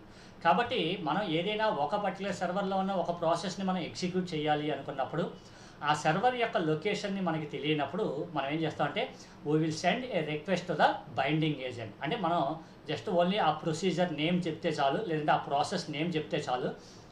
మన ఈ కమ్యూనికేషన్ ప్రోటోకాల్స్ ఏం చేస్తాయి అంటే మనం పంపించిన మెసేజ్ని ఏ సిస్టమ్ దగ్గర ఎగ్జిక్యూట్ చేయాలి అని తెలియనప్పుడు వెంటనే మన సిస్టమ్ ఏం చేస్తుందంటే ఆ బైండింగ్ ఏజెంట్ దగ్గర ఉన్న టేబుల్ని చెక్ చేసుకుని మనం అడిగిన ప్రొసీజరు ఏ ఏ సర్వర్స్లో అయితే మనకి ఎగ్జిస్ట్ అయ్యి ఉంటాయో చెక్ చేసుకుని ఆ పర్టికులర్ సర్వర్స్కి మెసేజ్ని ట్రాన్స్ఫర్ చేస్తుంది. అంటే ఇది కంప్లీట్గా ప్రోగ్రామ్ యొక్క రన్ టైంలో మనకి ఒక పర్టికులర్ ప్రాసెస్ని లింక్ చేయడానికి బైండింగ్ ఏజెంట్ అనేది వాడతాం.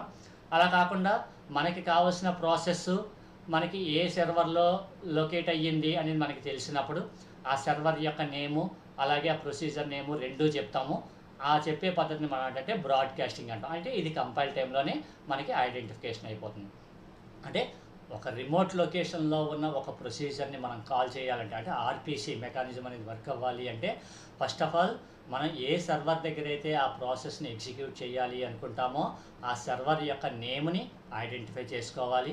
తర్వాత మనకు కావాల్సిన ప్రాసెస్ ఏ సర్వర్లో అయితే అవైలబుల్ అవుతుందో ఆ సర్వర్ యొక్క లొకేషన్ని ఐడెంటిఫై చేయాలి. ఇక మూడోది వచ్చేటప్పటికి అయితే బైండింగ్ టైం. అంటే బైండింగ్ టైం అంటే మనం కాల్ చేసిన ప్రొసీజర్ ఏదర్ కంపైల్ టైంలో మనకి లింక్ అవ్వాలా లేదంటే రన్ టైంలో లింక్ అవ్వాలా అని చెప్పడాన్ని, లేదంటే at the time of execution of our process అనమాట అండి. ఇలాగా మొత్తం 3 రకాలుగా చెప్పుకుంటాం. వాటిని మనం ఏంటంటే బైండింగ్ ఎట్ కంపైల్ టైం అని చెప్పేసి ఒకటి చెప్పుకుంటాం. రెండవది బైండింగ్ ఎట్ లింక్ టైం, అంటే when ever the process is ready to execute. ఆ రెడీ టు ఎగ్జిక్యూట్ అయినప్పుడు ఆ పర్టికులర్ ప్రాసెస్ని లింక్ చేయడాన్ని బైండింగ్ ఎట్ లింక్ టైం అంటాం. ఇక బైండింగ్ ఎట్ కాల్ టైం అని చెప్పేసి ఒకటి ఉంటుంది. అంటే మొత్తం ఫస్ట్ వన్ వచ్చేటప్పటికి సర్వర్ నేమ్ని ఐడెంటిఫై చేయాల్సి వస్తుంది. తర్వాత రెండవది సర్వర్ లొకేషన్, సర్వర్ లొకేటింగ్ ఒకటి చేయాల్సి వస్తుంది. సర్వర్ లొకేటింగ్లో ఏదర్ బ్రాడ్కాస్టింగ్ ద్వారా కానీ లేదంటే బైండింగ్ ఏజెంట్ ద్వారా కానీ చేస్తూ ఉంటాం. ఇక మూడవది బైండింగ్ టైం, ఇది ఒకటి ఇంపార్టెంట్ అండి. బైండింగ్ టైం అంటే ఈ బైండింగ్ టైం అంటే మనం రిమోట్ లొకేషన్లో ఉన్న ఒక ప్రొసీజర్ని ఏదర్ ఎట్ కంపైల్ టైం మనం లింక్ చేసుకోవచ్చు. అంటే ఇందాక మీకు చెప్పిన సర్వర్ లొకేటింగ్లో బ్రాడ్కాస్టింగ్ పద్ధతిని ఉపయోగిస్తాం అనుకోండి. బ్రాడ్కాస్టింగ్ పద్ధతి ఉపయోగించినప్పుడు అది ఏ సర్వర్లో లొకేట్ అయ్యి ఉంటుంది, అక్కడ ఏ ప్రాసెస్ ఎగ్జిక్యూట్ చేస్తాము అనేది మనకి ముందే తెలుస్తుంది. కాబట్టి మనం ఎంటైర్ ప్రాసెస్ మొత్తాన్ని కంపైల్ టైంలోనే లింక్ చేసుకుంటాం.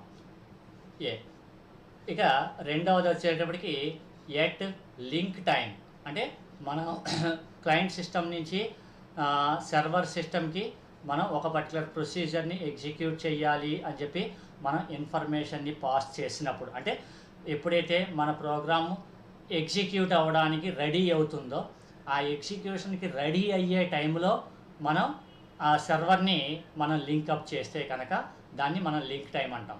అలా కాకుండా మనం ప్రోగ్రామ్ని సర్వర్ని ముందే ఐడెంటిఫై చేయకుండా బైండింగ్ ఏజెంట్ని వాడుకుంటాము అనుకున్నప్పుడు మనం ఏం చేస్తామంటే ఎట్ కాల్ టైం అనే పద్ధతిని ఉపయోగిస్తాం. అంటే ప్రోగ్రామ్ మనకి ఎగ్జిక్యూషన్ స్టార్ట్ అయిపోయి అది ఎగ్జిక్యూట్ అవుతూ ఉంటుంది. ఆ ఎగ్జిక్యూట్ అవుతూ ఉన్నప్పుడు మనకి ఏమవుతుంది అంటే మన ప్రోగ్రాము పర్టికులర్ సర్వర్లో ఉన్న ప్రొసీజర్కి కనెక్ట్ అవుతుంది. దాన్ని మనం అంటే కాల్ టైం అంటాం. అంటే బైండింగ్ టైంలో compile time, link time, call time అని చెప్పి మొత్తం 3 ఉంటాయి. ఇక అలాగే ఒకవేళ ఎప్పుడైనా ఈ బైండింగ్స్ని చేంజెస్ చేసుకోవాల్సి వస్తే కనుక, అంటే ఒక పర్టికులర్ సర్వర్కి మనం కనెక్ట్ అయ్యాం ఒక పర్టికులర్ ప్రొసీజర్ని ఎగ్జిక్యూట్ చేయడానికి.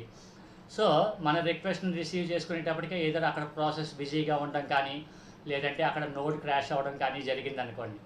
అలాగని చెప్పేసి ప్రాసెస్ యొక్క ఎగ్జిక్యూషన్ని మనం స్టాప్ చేసేలేం కదా. వెంటనే మళ్ళీ మనకి అది ఏమవ్వాలి, మనకి కావాల్సిన ప్రాసెస్ని ఇంకొక సమ్ అదర్ సిస్టమ్ నుంచి ఎగ్జిక్యూట్ చేయాలి. సమ్ అదర్ సిస్టమ్ నుంచి ఎగ్జిక్యూట్ చేయాలంటే again we need to change the server name and the server locating, ఈ రెండింటిని చేంజెస్ చేయాల్సి వస్తుంది. అటువంటి బైండింగ్స్ని మనకి చేంజెస్ చేసుకుంటూ ఉంటాం. అలాగే ఒకేసారి ఒక రిక్వెస్ట్ని మాత్రమే కాకుండా మల్టిపుల్ సైమల్టేనియస్ బైండింగ్స్ని కూడా మనం ఉపయోగిస్తూ ఉంటాం. మల్టిపుల్ సైమల్టేనియస్ అంటే ఒకటి కన్నా ఎక్కువ ప్రాసెసెస్ని మనం ఒకేసారి డైరెక్ట్గా యాక్సెస్ చేసుకుంటూ ఉంటాం. మల్టిపుల్ సైమల్టేనియస్ బైండింగ్ అంటాం. ఇవి క్లయింట్ సర్వర్ బైండింగ్కి సంబంధించి. అంటే మనం కమ్యూనికేషన్ ప్రోటోకాల్స్ ఆర్పిసి తెలుసుకున్నప్పుడు మనం కన్సిడర్ చేయాల్సిన ఇంకొక మెయిన్ పాయింట్ ఏంటంటే క్లయింట్ సర్వర్ బైండింగ్. ఈ క్లయింట్ సర్వర్ బైండింగ్ అంటే మనం ఏ సిస్టమ్ నుంచి ఏ సిస్టమ్ దగ్గర ఎగ్జిస్ట్ అయిన ప్రాసెస్ని మనం యూజ్ చేసుకుంటాము అనేది కూడా మనం చెక్ చేసుకోవాలి. ఆ చెక్ చేసుకోవడం కోసం మనకి మెయిన్గా 5 రకాల పాయింట్స్ని కన్సిడర్ చేస్తాం. ఒకటి సర్వర్ యొక్క నేమ్, అంటే ఏ సర్వర్ దగ్గర నుంచి అయితే అది ఎగ్జిక్యూట్ అవ్వాలో ఆ సర్వర్ యొక్క నేమ్ చెప్తాం. 2 సర్వర్ యొక్క లొకేటింగ్. సర్వర్ యొక్క లొకేటింగ్ అంటే మనకి ఎగ్జిక్యూట్ అవ్వాల్సిన ప్రాసెస్ ఏ సర్వర్స్లో అవైలబుల్ అవుతుంది అనేది తెలుసుకుంటాం. ఆ ఏ సర్వర్స్లో అవైలబుల్ అవుతుంది అనేది ఒకవేళ మనకి ఎగ్జిక్యూట్ అవ్వాల్సిన ప్రొసీజర్ పలానా సర్వర్లో ఎగ్జిస్ట్ అయ్యి ఉంటుంది అని మనకి తెలిసినప్పుడు డైరెక్ట్గా మనం ఏం చేస్తామంటే బ్రాడ్కాస్టింగ్ అనే పద్ధతిని వాడతాం. ఒకవేళ మనకి తెలియనప్పుడు, అంటే మనకు కావాల్సిన ఎగ్జిక్యూట్ అవ్వాల్సిన ప్రాసెస్ ఏ సర్వర్లో ఉంటుంది అని మనకి తెలియనప్పుడు మనం ఏం చేస్తామంటే బైండింగ్ ఏజెంట్ అనే పద్ధతిని వాడతాం. అంటే బైండింగ్ ఏజెంట్ అనేది ఏం చేస్తుంది అంటే అది జస్ట్ ఒక టేబుల్ని క్రియేట్ చేసుకుని ఆ టేబుల్లో మనది ఎంటైర్ డిస్ట్రిబ్యూటెడ్ సిస్టమ్స్లో మనకి ఏవేవైతే డిఫరెంట్ సర్వర్స్ అవైలబుల్ అవుతాయో ఆ డిఫరెంట్ సర్వర్స్, అలాగే ఆ పర్టికులర్ సర్వర్స్లో ఈచ్ అండ్ ఎవ్రీ సర్వరు ఏ ప్రాసెసెస్ని అయితే సపోర్ట్ చేస్తుందో ఆ ప్రాసెసెస్ని మనం ప్లేస్ చేసుకుంటాం. సో ఆ బైండింగ్ టైంలో మనకి ఆ బైండింగ్ ఏజెంట్ని ఉపయోగించి ఆ పర్టికులర్ సర్వర్లో ఉన్న ప్రాసెస్ని మనం కాల్ చేసుకుంటూ ఉంటాం. అంటే మనకు ఖచ్చితంగా మనకు కావాల్సిన ప్రాసెస్ ఏ సర్వర్లో ఉంటుంది అని తెలియనప్పుడు బైండింగ్ ఏజెంట్ వాడతాం. తెలిసినప్పుడు మనం ఏం చేస్తామంటే బ్రాడ్కాస్టింగ్ పద్ధతిని ఉపయోగిస్తాం. అయితే వీటితో పాటు ఆ పర్టికులర్ ప్రాసెస్ ఎప్పుడు మన కరెంట్గా రన్ అవుతున్న ప్రాసెస్కి, అంటే రిమోట్ లొకేషన్లో ఉన్న ప్రాసెస్ లింక్ అవ్వాలి అని చెప్పడాన్ని మనం బైండింగ్ టైం అంటాం. ఈ బైండింగ్ టైం అనేది మొత్తం మనకి 3 రకాలుగా ఉంటుంది. ఒకటి ఎట్ కంపైల్ టైము, రెండోది వచ్చేటప్పటికి ఎట్ లింక్ టైము, అలాగే మూడోది వచ్చేటప్పటికి ఎట్ కాల్ టైం. అలాగే చేంజింగ్ బైండింగ్స్, అంటే బైండింగ్స్ని అప్పటికప్పుడు మనం చేంజెస్ చేసుకుంటూ ఉండాలి. అలాగే only at a time only ఒక సింగిల్ ప్రాసెస్కి సంబంధించిన బైండింగ్ మాత్రమే కాకుండా ఒకటి కన్నా ఎక్కువ బైండింగ్స్ని మనకి సైమల్టేనియస్గా ప్రాసెస్ చేయాల్సి ఉంటుంది. ఇది క్లయింట్ సర్వర్ బైండింగ్. ఈ క్లయింట్ సర్వర్ బైండింగ్ అండ్ ఇప్పుడు మనం చెప్పుకుంది communication protocols and client server binding. So ఇక నెక్స్ట్ మనకి మోస్ట్ ఇంపార్టెంట్ టాపిక్ వచ్చేటప్పటికి distributed shared memory. Distributed shared memory is a resource management component. ఇది గుర్తుపెట్టుకోనమ్మా, resource management component of a distributed operating system. అంటే distributed shared memory అనేది operating సిస్టంలో ఉన్న ఒక కాంపోనెంట్ అనమాట. And that implements the shared memory model in distributed systems. అంటే distributed సిస్టమ్స్లో షేర్డ్ మెమరీ మోడల్, అంటే ఇక్కడ షేర్డ్ మెమరీ మోడల్ అంటే మనకి 2 రకాలు వస్తాయి. ఫస్ట్లో చెప్పుకునేటంటే టైట్లీ కపుల్డ్ సిస్టము వస్తుంది, లూజ్లీ కపుల్డ్ సిస్టము వస్తుంది. కాబట్టి ఇప్పుడు మనం ఈ డిస్ట్రిబ్యూటెడ్ షేర్డ్ మెమరీలో రెండింటి గురించి మాట్లాడుకుంటాం. అంటే different number of systems exist అయినప్పుడు ఆ సిస్టమ్స్ అన్నింటికి మనం ఒకే ఒక కామన్ మెమరీని మనం ప్లేస్ చేసుకోవడం, లేదు కామన్ మెమరీని మనం ఏం చేస్తుంటే వర్చువల్గా క్రియేట్ చేసుకుంటాం. అటువంటి వర్చువల్ మెమరీని క్రియేట్ చేసుకోవడము, లేదు ఇండివిజువల్ సిస్టమ్స్లో ఫిజికల్ మెమరీస్ ఉన్నప్పుడు వాటితోటి మనం ఎలా కమ్యూనికేట్ చేస్తాం, 2 రకాల ఆపరేషన్స్ని మనం ఇందులో చెప్పుకుంటూ ఉంటాం. So distributed shared memory is a resource management component of a distributed operating system that implements the shared memory model in distributed systems which have no physically shared memory.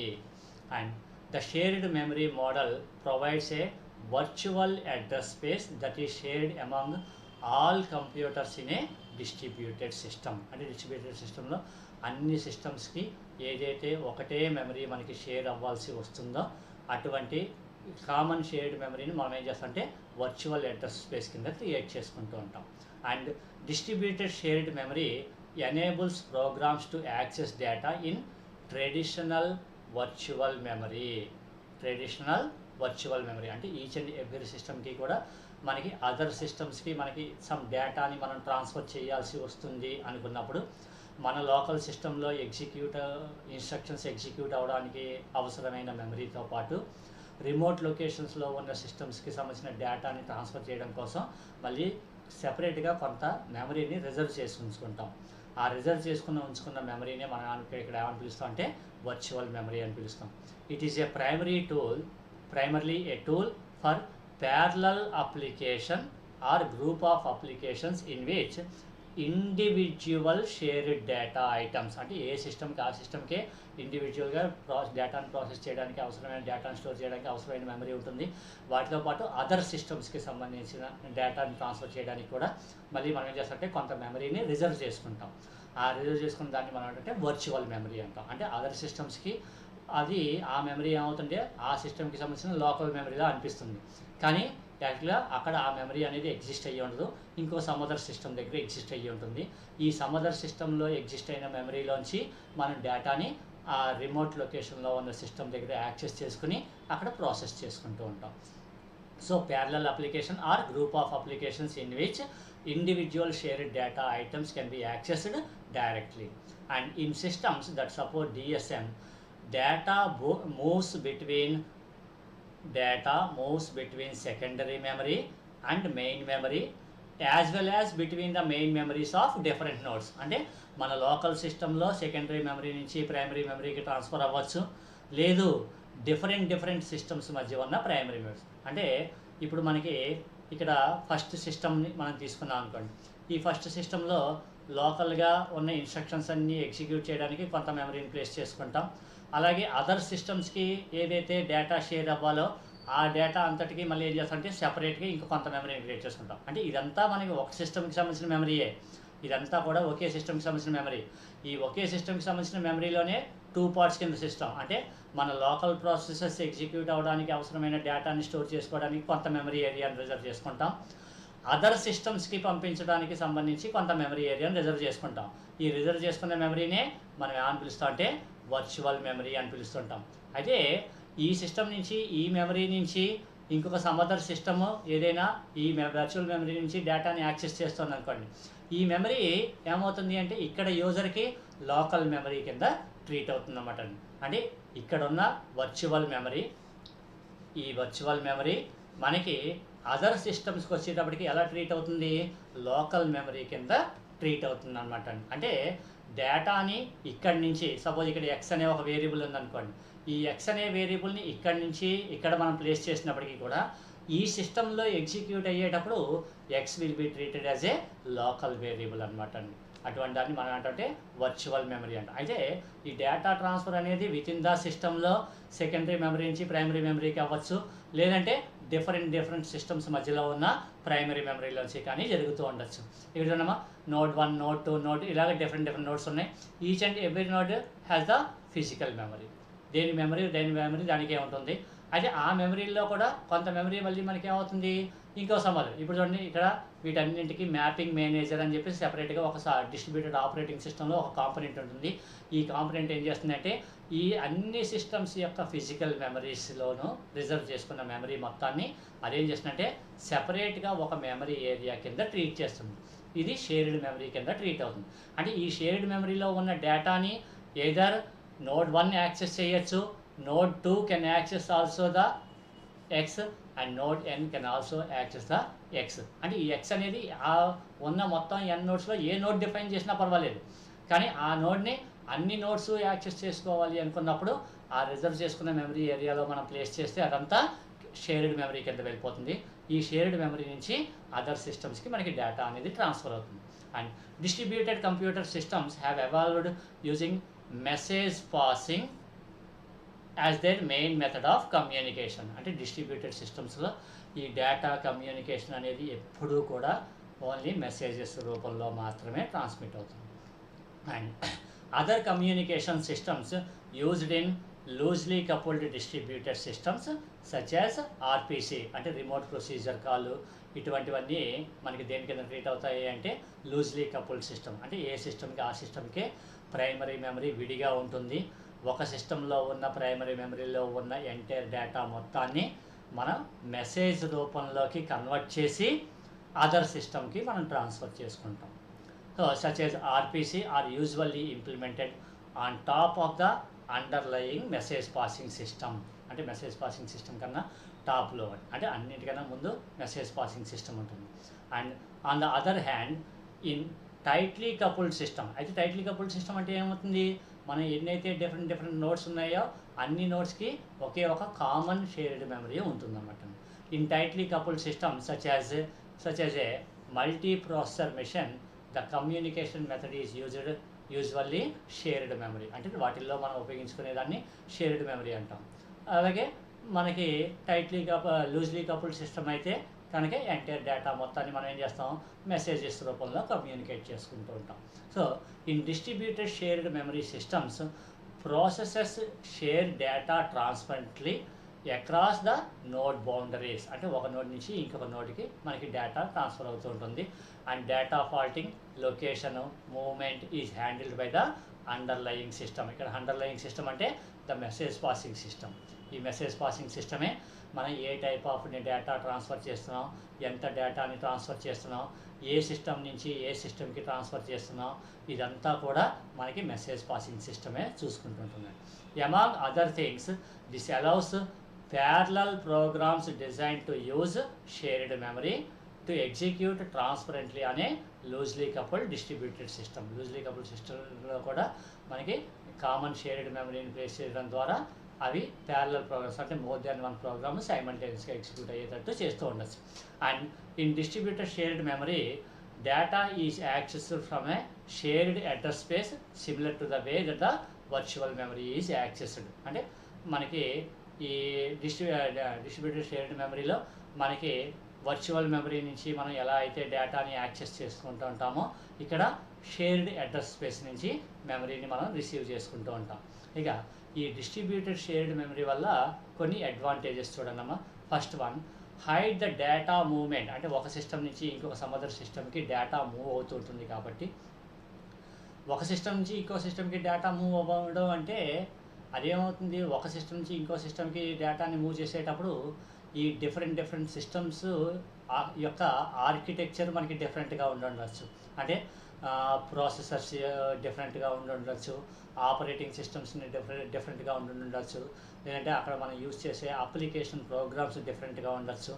అంటే కొన్ని లో కాన్ఫిగరేషన్ సిస్టమ్స్ హై కాన్ఫిగరేషన్ సిస్టమ్స్కి, లేదంటే ఈ procedure oriented నుంచి object ఓరియంటెడ్కి మనం డేటాని transfer చేసేటప్పుడు మనకి ఏ టైప్ ఆఫ్ డేటా ట్రాన్స్ఫర్ అవుతోంది అనేది మనకి ఏది కూడా మనకి కనిపించదండి. ఉదాహరణకి డిస్ట్రిబ్యూటెడ్ సిస్టంలో మనకి ఇక్కడ ఏదైనా సిస్టమ్ 1 అనేది ఉంది. ఈ సిస్టమ్ 1 అనేది సపోజ్ 32 బిట్ ప్రాసెసర్ డేటాని మనకి ట్రాన్స్ఫర్ చేయాల్సి వచ్చింది అనుకోండి.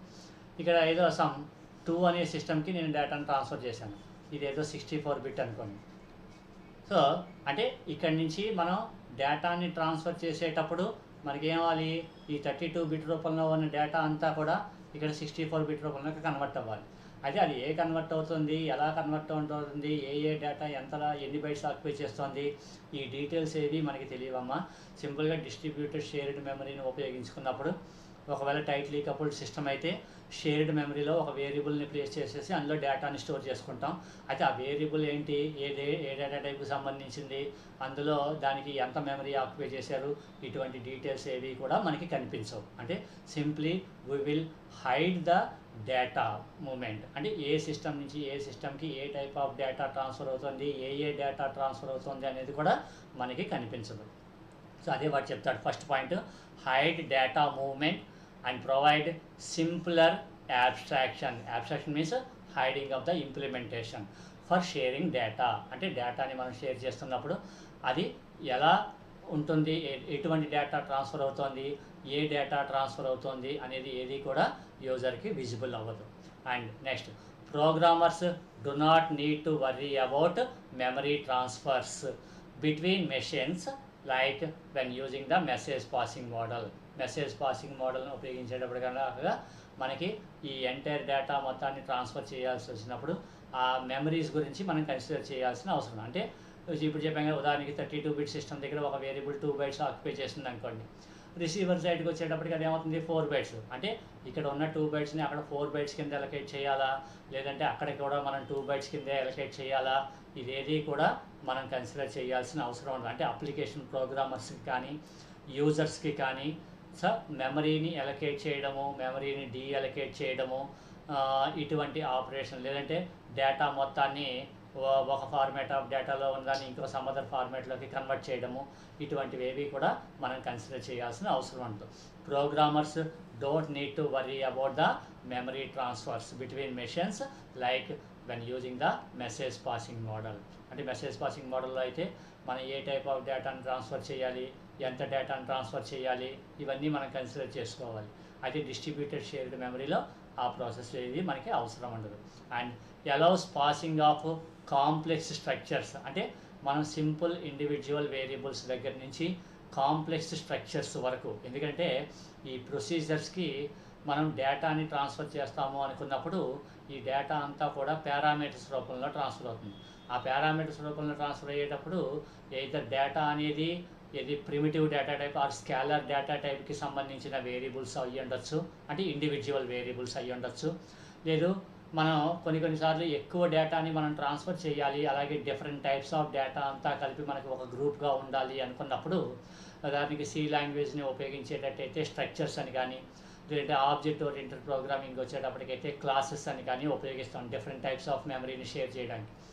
సో ఒక సిస్టమ్ నుంచి ఇంకో సిస్టమ్కి మనం డేటాని ట్రాన్స్ఫర్ చేసేటప్పుడు ఏదర్ ఇండివిజువల్ స్కేలర్ డేటా టైప్కి సంబంధించిన వేరియబుల్స్ని పంపిస్తున్నామా, లేదంటే కాంప్లెక్స్ స్ట్రక్చర్స్ని పంపిస్తున్నామా, అలాగే ఈ డేటా అంతా కూడా ట్రాన్స్ఫర్ చేసే విధానంలో అంటే ఫంక్షన్ కాలింగ్ మెకానిజమ్స్లో అంటే ఏదర్ కాల్ బై వాల్యూ ద్వారా పంపిస్తున్నామా, కాల్ బై రెఫరెన్స్ ద్వారా పంపిస్తున్నామా, ఇది కూడా ఏది కూడా మనం అప్లికేషన్ ప్రోగ్రామ్స్ని డిజైన్ చేసేటప్పుడు మనం కన్సిడర్ చేయాల్సిన అవసరం ఉండదు.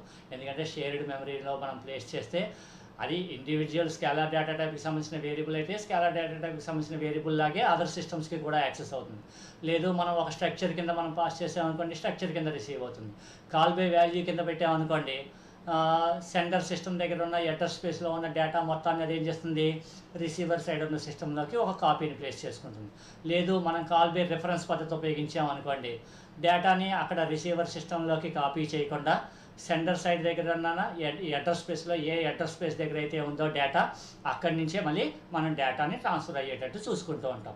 So allows passing of complex structures by referencing, simplifying algorithm development for the distributed applications, and cheaper to build than multi-processor systems. అంటే మల్టీప్రాసెసర్ సిస్టమ్స్ని ఇంప్లిమెంట్ చేయడం కన్నా, ఎందుకంటే మల్టీప్రాసెసర్ సిస్టమ్స్ని ఉపయోగించాము అంటే కంపల్సరీ షేర్డ్ మెమరీనే ఉపయోగించాల్సి వస్తుంది. లేదంటే లూజ్లీ కపుల్డ్ సిస్టమ్ అయితే ఇంప్లిమెంటేషన్ అనేది బాగా చాలా టిపికల్గా ఉంటుంది. సో అటువంటి మల్టీ ప్రాసెసర్స్ని సిస్టమ్స్ని ఇంప్లిమెంట్ చేయడం కన్నా డిస్ట్రిబ్యూటెడ్ షేర్డ్ మెమరీని ఇంప్లిమెంట్ చేయడం అనేది మనకి చాలా తక్కువ కాస్ట్తో అయిపోతూ ఉంటుంది. ఇక అలాగే ideas can be implemented using normal hardware and do not require anything complex to connect the shared memory to the processors. అంటే ఈ ప్రాసెసర్స్ నుంచి షేర్డ్ మెమరీని మనం కనెక్ట్ చేయాలి అనుకున్నప్పుడు హార్డ్వేర్ అంటే ఇక్కడ ప్రైమరీ మెమరీ కానీ, ర్యామ్ కానీ, లేదంటే సెకండరీ స్టోరేజెస్ కానీ ఇవి మనం తీసుకున్నప్పుడు ఆ హార్డ్వేర్స్ని ఎలా కనెక్ట్ చేయాలి, ఈ హార్డ్వేర్ డివైస్ మనకి ఎన్ని బిట్స్ని సపోర్ట్ చేస్తుంది, ఇటువంటివి కూడా మనం కన్సిడర్ చేయాల్సిన అవసరం ఏముండదు. ఇవన్నీ కూడా డిస్ట్రిబ్యూటెడ్ షేర్డ్ మెమరీకి సంబంధించిన కాంపోనెంట్స్లో ఆల్రెడీ ఇంప్లిమెంట్ అయిపోయే ఉంటాయి. And next, larger memory sizes are available to programs by combining all physical memory of all nodes. అంటే ఈ డిస్ట్రిబ్యూటెడ్ షేర్డ్ మెమరీలో డిఫరెంట్ నెంబర్ ఆఫ్ సిస్టమ్స్ ఉంటాయి. అన్ని సిస్టమ్స్ యొక్క ప్రైమరీ మెమరీలో ఉన్న వర్చువల్ మెమరీస్ అన్నింటినీ కలిపి మనం ఒక గ్రూప్ చేసుకుంటాం. కాబట్టి మనకి మల్టీ ప్రాసెసర్ సిస్టమ్స్లో ఉన్న ప్రైమరీ మెమరీతో పోల్చుకుంటే డిస్ట్రిబ్యూటెడ్ షేర్డ్ మెమరీలో ఉపయోగించే మెమరీ యొక్క సైజు బాగా లార్జ్గా ఉంటుంది. So larger memory sizes are available to programs by combining all physical memory of all nodes. అన్ని సిస్టమ్స్లో ఉన్న ఈ వర్చువల్ మెమరీస్ అన్నింటినీ కూడా కంబైన్ చేసుకుంటాం. కాబట్టి అన్ని సిస్టమ్స్ కన్నా మనకి ఎక్కువ మెమరీ అనేది ఉంటుంది. దాని ద్వారా మనకి ఎక్కువ ప్రోగ్రామ్స్ని ఎగ్జిక్యూట్ చేసుకోవడం కానీ, లేదంటే మనం ఎగ్జిక్యూట్ చేసే ప్రోగ్రామ్స్ బాగా ఫాస్ట్గా ఎగ్జిక్యూట్ అవ్వడం కానీ జరుగుతుంది. నెక్స్ట్ది, the large memory will not incur disk latency. అయితే అలాగని చెప్పేసి మనకి మెమరీ బాగా పెరిగింది కదా అని చెప్పేసి డిస్క్ లాటెన్సీ అంటే డిస్క్ అంటే సెకండరీ స్టోరేజ్ నుంచి మనకి ప్రైమరీ మెమరీకి డేటాను ట్రాన్స్ఫర్ చేయడం, అలాగే ప్రైమరీ మెమరీ నుంచి మళ్ళీ సెకండరీ మెమరీకి డేటాని ట్రాన్స్ఫర్ చేసేటప్పుడు ఆ ప్రాసెస్ అంతా కూడా ఏది స్లో అవ్వదన్నమాట అండి. Will not incur any disk latency due to the swapping like in traditional distributed. అంటే ట్రెడిషనల్ డిస్ట్రిబ్యూటెడ్ సిస్టమ్స్లో ప్రైమరీ మెమరీ నుంచి సెకండరీ మెమరీకి డేటాను ట్రాన్స్ఫర్ చేసుకోవడం, మళ్ళీ అలాగే సెకండరీ మెమరీ నుంచి ప్రైమరీ మెమరీలోకి డేటాను ట్రాన్స్ఫర్ చేయడానికి అంటే ఒక మెమరీ నుంచి ఇంకొక మెమరీకి డేటా ట్రాన్స్ఫర్ అవ్వడానికి పట్టే టైము దాన్ని మనం ఏంటంటే లాటెన్సీ అంటాం. డిస్క్ లాటెన్సీ అనేది మనకి అంతగా ఉండదు. Next, unlimited number of nodes can be used unlike multi processor systems where main memory is accessed via a common bus, thus limiting the size of the multi processor system. సాధారణంగా multi processor సిస్టంలో మనం ఈ shared మెమరీని ఉపయోగించుకున్నప్పటికీ ఒకే memory మనకి ఏమవుతుందంటే ఒక common bus ద్వారా మనకి ట్రాన్స్ఫర్, అంటే ఎప్పుడు ఒకే పాత్ ద్వారా మాత్రమే డేటా ట్రాన్స్మిషన్ అనేది మనకి జరుగుతుంది మల్టీ ప్రాసెసర్ సిస్టమ్స్లో. అయితే డిస్ట్రిబ్యూటెడ్ షేర్డ్ మెమరీలో అలాగే ఏముంటుందమ్మా, అన్లిమిటెడ్ నెంబర్ ఆఫ్ నోడ్స్ ఒకే మనకి డిఫరెంట్ సిస్టమ్స్లో ఉన్న ప్రైమరీ మెమరీని యాక్సెస్ చేసుకుంటూ ఉండొచ్చు. సో దానివల్ల మనకి ఏమవుతుందంటే డేటా యాక్సెసింగ్ అనేది చాలా ఫాస్ట్గా జరుగుతుంది. Next, programs return for shared memory multiple processors can be run on DSM systems. అంటే మల్టీ ప్రాసెసర్ సిస్టమ్స్ కూడా మనకి డిస్ట్రిబ్యూటెడ్ షేర్డ్ మెమరీ మీద ఎగ్జిక్యూట్ అవ్వగలుగుతుంటాయి. అయితే ఇటువంటి డిస్ట్రిబ్యూటెడ్ షేర్డ్ మెమరీ సిస్టమ్స్ని ఇంప్లిమెంట్ చేయాలి అంటే మళ్ళీ మనం కొన్ని ఇష్యూస్ని కన్సిడర్ చేయాల్సి ఉంటుంది. మన డిస్ట్రిబ్యూటెడ్ సిస్టమ్కి సంబంధించిన ఆపరేటింగ్ సిస్టమ్ని ఇంప్లిమెంట్ చేసేటప్పుడు ఎలాగైతే మనం స్కేలబిలిటీ అని చెప్పి ఒకటి, రిలయబిలిటీ అని చెప్పి ఒకటి, సెక్యూరిటీ అని చెప్పి, అవైలబిలిటీ అని ఇలాగ ఏవైతే కొన్ని డిజైనింగ్ ఇష్యూస్ని మనం కన్సిడర్ చేయాల్సి వచ్చిందో ఈ డిస్ట్రిబ్యూటెడ్ షేర్డ్ మెమరీని ఇంప్లిమెంట్ చేసేటప్పుడు కూడా అలాగే కొన్ని ఇష్యూస్ని మనం కన్సిడర్ చేయాల్సి వస్తుంది. ఆ ఇష్యూస్ ఏంటనేవి ఇప్పుడు చూద్దాం. First one is the granularity. ఇది మోస్ట్ ఇంపార్టెంట్ టాపిక్ అమ్మ. ఎందుకంటే ఇప్పటి వరకు మనం క్లయింట్ సిస్టమ్ నుంచి సెంటర్ సిస్టమ్కి, లేదంటే ఒక సిస్టమ్ నుంచి ఒక సిస్టమ్కి డేటా ట్రాన్స్ఫర్ అవుతుంది అని చెప్పుకున్నాం. అయితే డేటా ట్రాన్స్ఫర్ అవుతుంది అంటే ఎంత డేటా ట్రాన్స్ఫర్ చేయాలి అనేది మనం మెయిన్గా కన్సిడర్ చేసుకోవాలి. Means we must identify the block size. Block size అంటే గ్రాన్యులారిటీ అనేది దేని రిప్రజెంట్ చేస్తుంది అంటే బ్లాక్ సైజ్. అంటే ఒక సిస్టమ్ నుంచి ఇంకొక సిస్టమ్కి డేటాని ట్రాన్స్ఫర్ చేయాలి, లేదంటే ఒక సిస్టంలో ఉన్న షేర్డ్ మెమరీ లేదంటే వర్చువల్ మెమరీలో ఉన్న డేటాని ఇంకొక సమదర్ సిస్టమ్ యాక్సెస్ చేయాలి అంటే ఎన్ని నెంబర్ ఆఫ్ బైట్స్ని అది ఎట్ ఏ టైం యాక్సెస్ చేయాలి అని చెప్పడాన్ని మనం ఏమని పిలుస్తాం అంటే గ్రాన్యులారిటీ అంటాం. So granularity refers to the block size of distributed shared memory system, that is to the unit of sharing and the unit of data transfer across the network. అంటే entire network ద్వారా ఎంత data transfer అవ్వాలి, మనం ఎంత డేటాని share చేయాలి. అంటే ఎందుకనంటే మన నెట్వర్క్ యొక్క బ్యాండ్ విడ్త్ని కన్సిడర్ చేసుకుని అది కొంత లిమిట్ వరకు మాత్రమే డేటాను ట్రాన్స్ఫర్ చేయగలుగుతుంది. సో అంత డేటాని మాత్రమే మనకి ట్రాన్స్ఫర్ చేయాలి అంటే కుదరదు. మన దగ్గర కొన్నిసార్లు ఎక్కువ మొత్తంలో డేటా ఉంటుంది. కాబట్టి ఇప్పుడు ఏం చేస్తాం, ఆ అంటే డేటా మొత్తాన్ని ప్యాకెట్స్ రూపంలోకి, అంటే నెంబర్ ఆఫ్ మన నెట్వర్క్ ఎంతైతే బ్యాండ్ విడ్త్ని సపోర్ట్ చేయగలుగుతుందో అన్ని నెంబర్ ఆఫ్ బైట్స్ కింద డివైడ్ చేసుకుని మనం ట్రాన్స్ఫర్ చేసుకుంటూ ఉంటాం.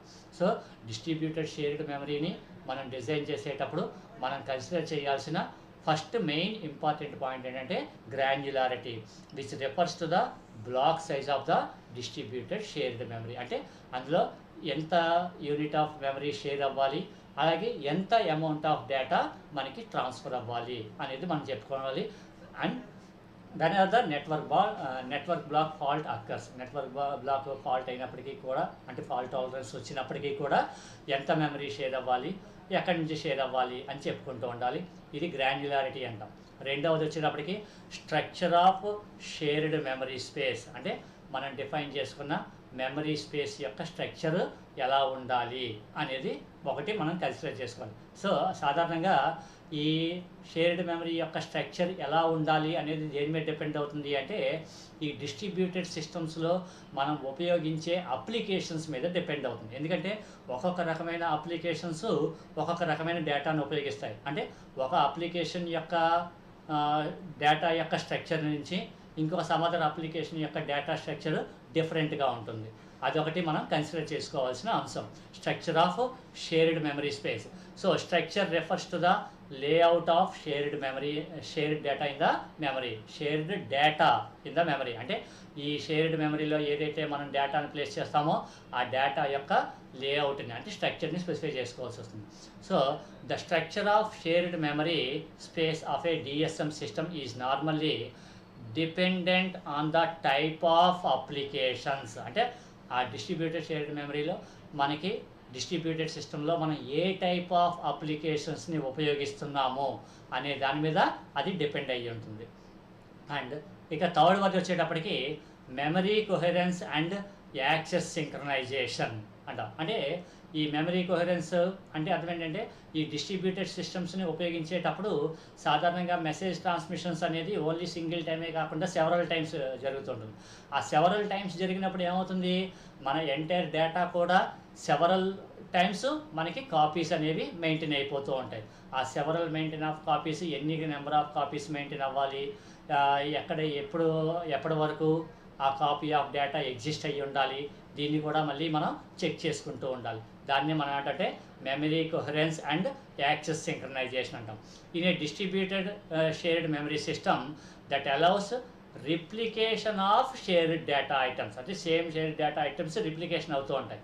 Means copies of shared data items simultaneously be available in the main memories of a number of nodes. అంటే ఒకటి కన్నా ఎక్కువ నోట్స్లో ఈ సేమ్ డేటా అనేది లొకేట్ అయ్యి ఉంటుంది. అలా అయితే అలా లొకేట్ అయినప్పుడు ఆ డేటా ఆ పర్టికులర్ మెమరీలో దాని యొక్క కాపీ ఎంతసేపు ఉండాలి అనేది కూడా మనం కన్సిడర్ చేసుకోవాల్సి ఉంటుంది. ఇక నెక్స్ట్ వన్ వచ్చేటప్పటికి డేటా లొకేషన్ అండ్ యాక్సెస్. ఇది ఒకటి మోస్ట్ ఇంపార్టెంట్. ఇందాక క్లయింట్ సర్వర్ బైండింగ్లో చెప్పుకున్నట్టు మనం ఏదైనా ఒక ప్రాసెస్ని ఎగ్జిక్యూట్ చేయాలి అనుకున్నప్పుడు ఆ ప్రాసెస్ ఏ సర్వర్లో ఉంది అనేది తెలుసుకోవాలి. అలాగే డిస్ట్రిబ్యూటెడ్ షేర్ మెమరీలో కూడా మనకి మెమరీని షేర్ చేసేటప్పుడు మనం షేర్ చేయాల్సిన మెమరీ ఎక్కడి నుంచి యాక్సెస్ చేసుకోవాలి అనేది కూడా మనం చెప్పాల్సి ఉంటుంది. So data location and access to share data in distributed shared memory system it should be possible to locate and retrieve data accessed by a user process. అంటే ఆ పర్టికులర్ యూజర్ ప్రాసెస్ మీద మనకి ఆ పర్టికులర్ యూజర్ ప్రాసెస్ ఏ లొకేషన్లో ఉంది అనే దాన్ని base చేసుకుని ఉంటుంది. ఇక అంటే ఈ డిస్ట్రిబ్యూటెడ్ షేర్డ్ మెమరీని డిజైన్ చేసేటప్పుడు మనం ఆ పాయింట్ని కూడా కన్సిడర్ చేసుకోవాలి. అంటే ఏ సిస్టమ్ నుంచి డేటా ట్రాన్స్ఫర్ అవ్వాలి, దాన్ని ఎలా లొకేట్ చేయాలి అనేది కూడా మనం స్పెసిఫై చేసుకోవాల్సి ఉంటుంది. నెక్స్ట్ వన్ వచ్చేటప్పటికి replacement strategy. And if the local memory of A node is full, ఇది ఒక ప్రాబ్లం. అంటే మన లోకల్ సిస్టమ్ మనం ఉపయోగిస్తున్నప్పుడు లోకల్ మెమరీ మనం ఉపయోగిస్తున్న సిస్టమ్ యొక్క లోకల్ మెమరీ ఫుల్ అయిపోయింది అనుకోండి. ఫుల్ అయిపోతే మళ్ళీ మనం నెక్స్ట్ వచ్చే డేటాని మళ్ళీ మనం స్టోర్ చేసుకుంటూ ఉండలేం. కాబట్టి ఆ బ్లాక్స్ని ఎప్పటికప్పుడు మనం క్లియర్ చేసుకుంటూ ఉండాలి. And a catchy miss at the node implies that not only a fetch of the address data block from the remote node but also a replacement. That is, data block of the local memory must be replaced by the new data block. అంటే old data బ్లాక్ని మనం clear చేసేసి ఆ ప్లేస్లో new data black వచ్చేటట్టుగా చేసుకుంటూ ఉండాలి. Next one వచ్చేటప్పటికి thrashing. And data blocks migrate between nodes on demand. And if two nodes complete or write access to a single data item, అంటే ఒకే డేటా ఐటమ్ని ఒకటి కన్నా ఎక్కువ ప్రాసెసెస్ ఒకేసారి షేర్ చేసుకుని ఒకే డేటా ఐటమ్ మీద మోర్ దాన్ వన్ రైట్ ఆపరేషన్స్ని మనం perform చేయాల్సి వస్తే కనుక అలాంటప్పుడు ఆ ప్రాబ్లం ఏమంటే ట్రాషింగ్ అంటాం. And the corresponding data block may be transferred back and forth at such a high rate that no real work can get done. అంటే మన యాక్చువల్ ప్రాసెస్ అంతా ఎట్టి పరిస్థితుల్లోనూ అది స్లో అవ్వకుండా ఉండేటట్టుగా మనకి జరుగుతూ ఉండాలి. అది ట్రాషింగ్ అంటాం. ఇక హెటరోజినిటీ అంటే డిఫరెంట్ టైప్స్ ఆఫ్ అప్లికేషన్స్ మధ్య కూడా మనకి డేటా సాధారణంగా డిస్ట్రిబ్యూటెడ్ సిస్టమ్స్ని ఉపయోగించినప్పుడు సేమ్ టైప్ ఆఫ్ ప్రాసెసెస్ని ఎక్కువగా ఇంప్లిమెంట్ చేయడానికి ఇష్టపడుతుంటారు. అంటే హోమోజీనియస్ టైప్ ఆఫ్ అప్లికేషన్స్ మాత్రమే రన్ అవుతుంటాయి. అలా కాకుండా కొన్నిసార్లు డిఫరెంట్ సిస్టమ్స్లో మనకి డిఫరెంట్ టైప్స్ ఆఫ్ అప్లికేషన్స్ మనకి రన్ అవుతుంటాయి. అంటే heterogeneous different types of applications. అటేంటంటే డిఫరెంట్ టైప్స్ ఆఫ్ సిస్టమ్స్ని మనం ఉపయోగించినప్పటికీ కూడా వాటి యొక్క అడ్రస్ స్పేసెస్ని ఐడెంటిఫై చేయగలిగి ఉంటుంది. అలాగే డేటాని కూడా ఒక అప్లికేషన్ నుంచి ఇంకొక సమ్ అదర్ అప్లికేషన్స్ అంటే డిఫరెంట్ టైప్స్ ఆఫ్ అప్లికేషన్స్ కాబట్టి ఆ టైప్స్ ఆఫ్ అప్లికేషన్స్ని బట్టి మళ్ళీ డేటాని మనం ట్రాన్స్ఫర్ చేయాల్సిన అవసరం ఉంటుంది.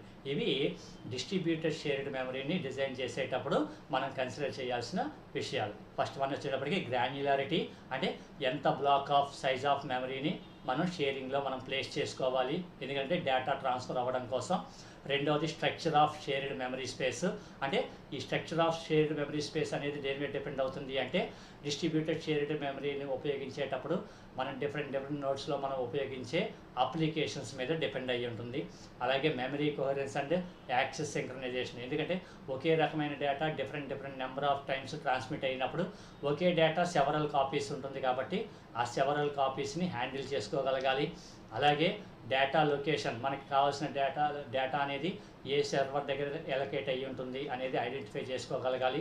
రీప్లేస్మెంట్ స్ట్రాటజీ, ఎప్పుడైతే మన లోకల్ సిస్టమ్ యొక్క మెమరీ ఫుల్ అయిపోతుందో అలాంటప్పుడు వెంటనే మళ్ళీ ఆ లోకల్ సిస్టంలో మెమరీని క్లియర్ చేసుకుని మళ్ళీ సమ్ అదర్ డేటాని ప్రాసెస్ చేసుకునేటట్టుగా చూసుకుంటూ ఉండాలి.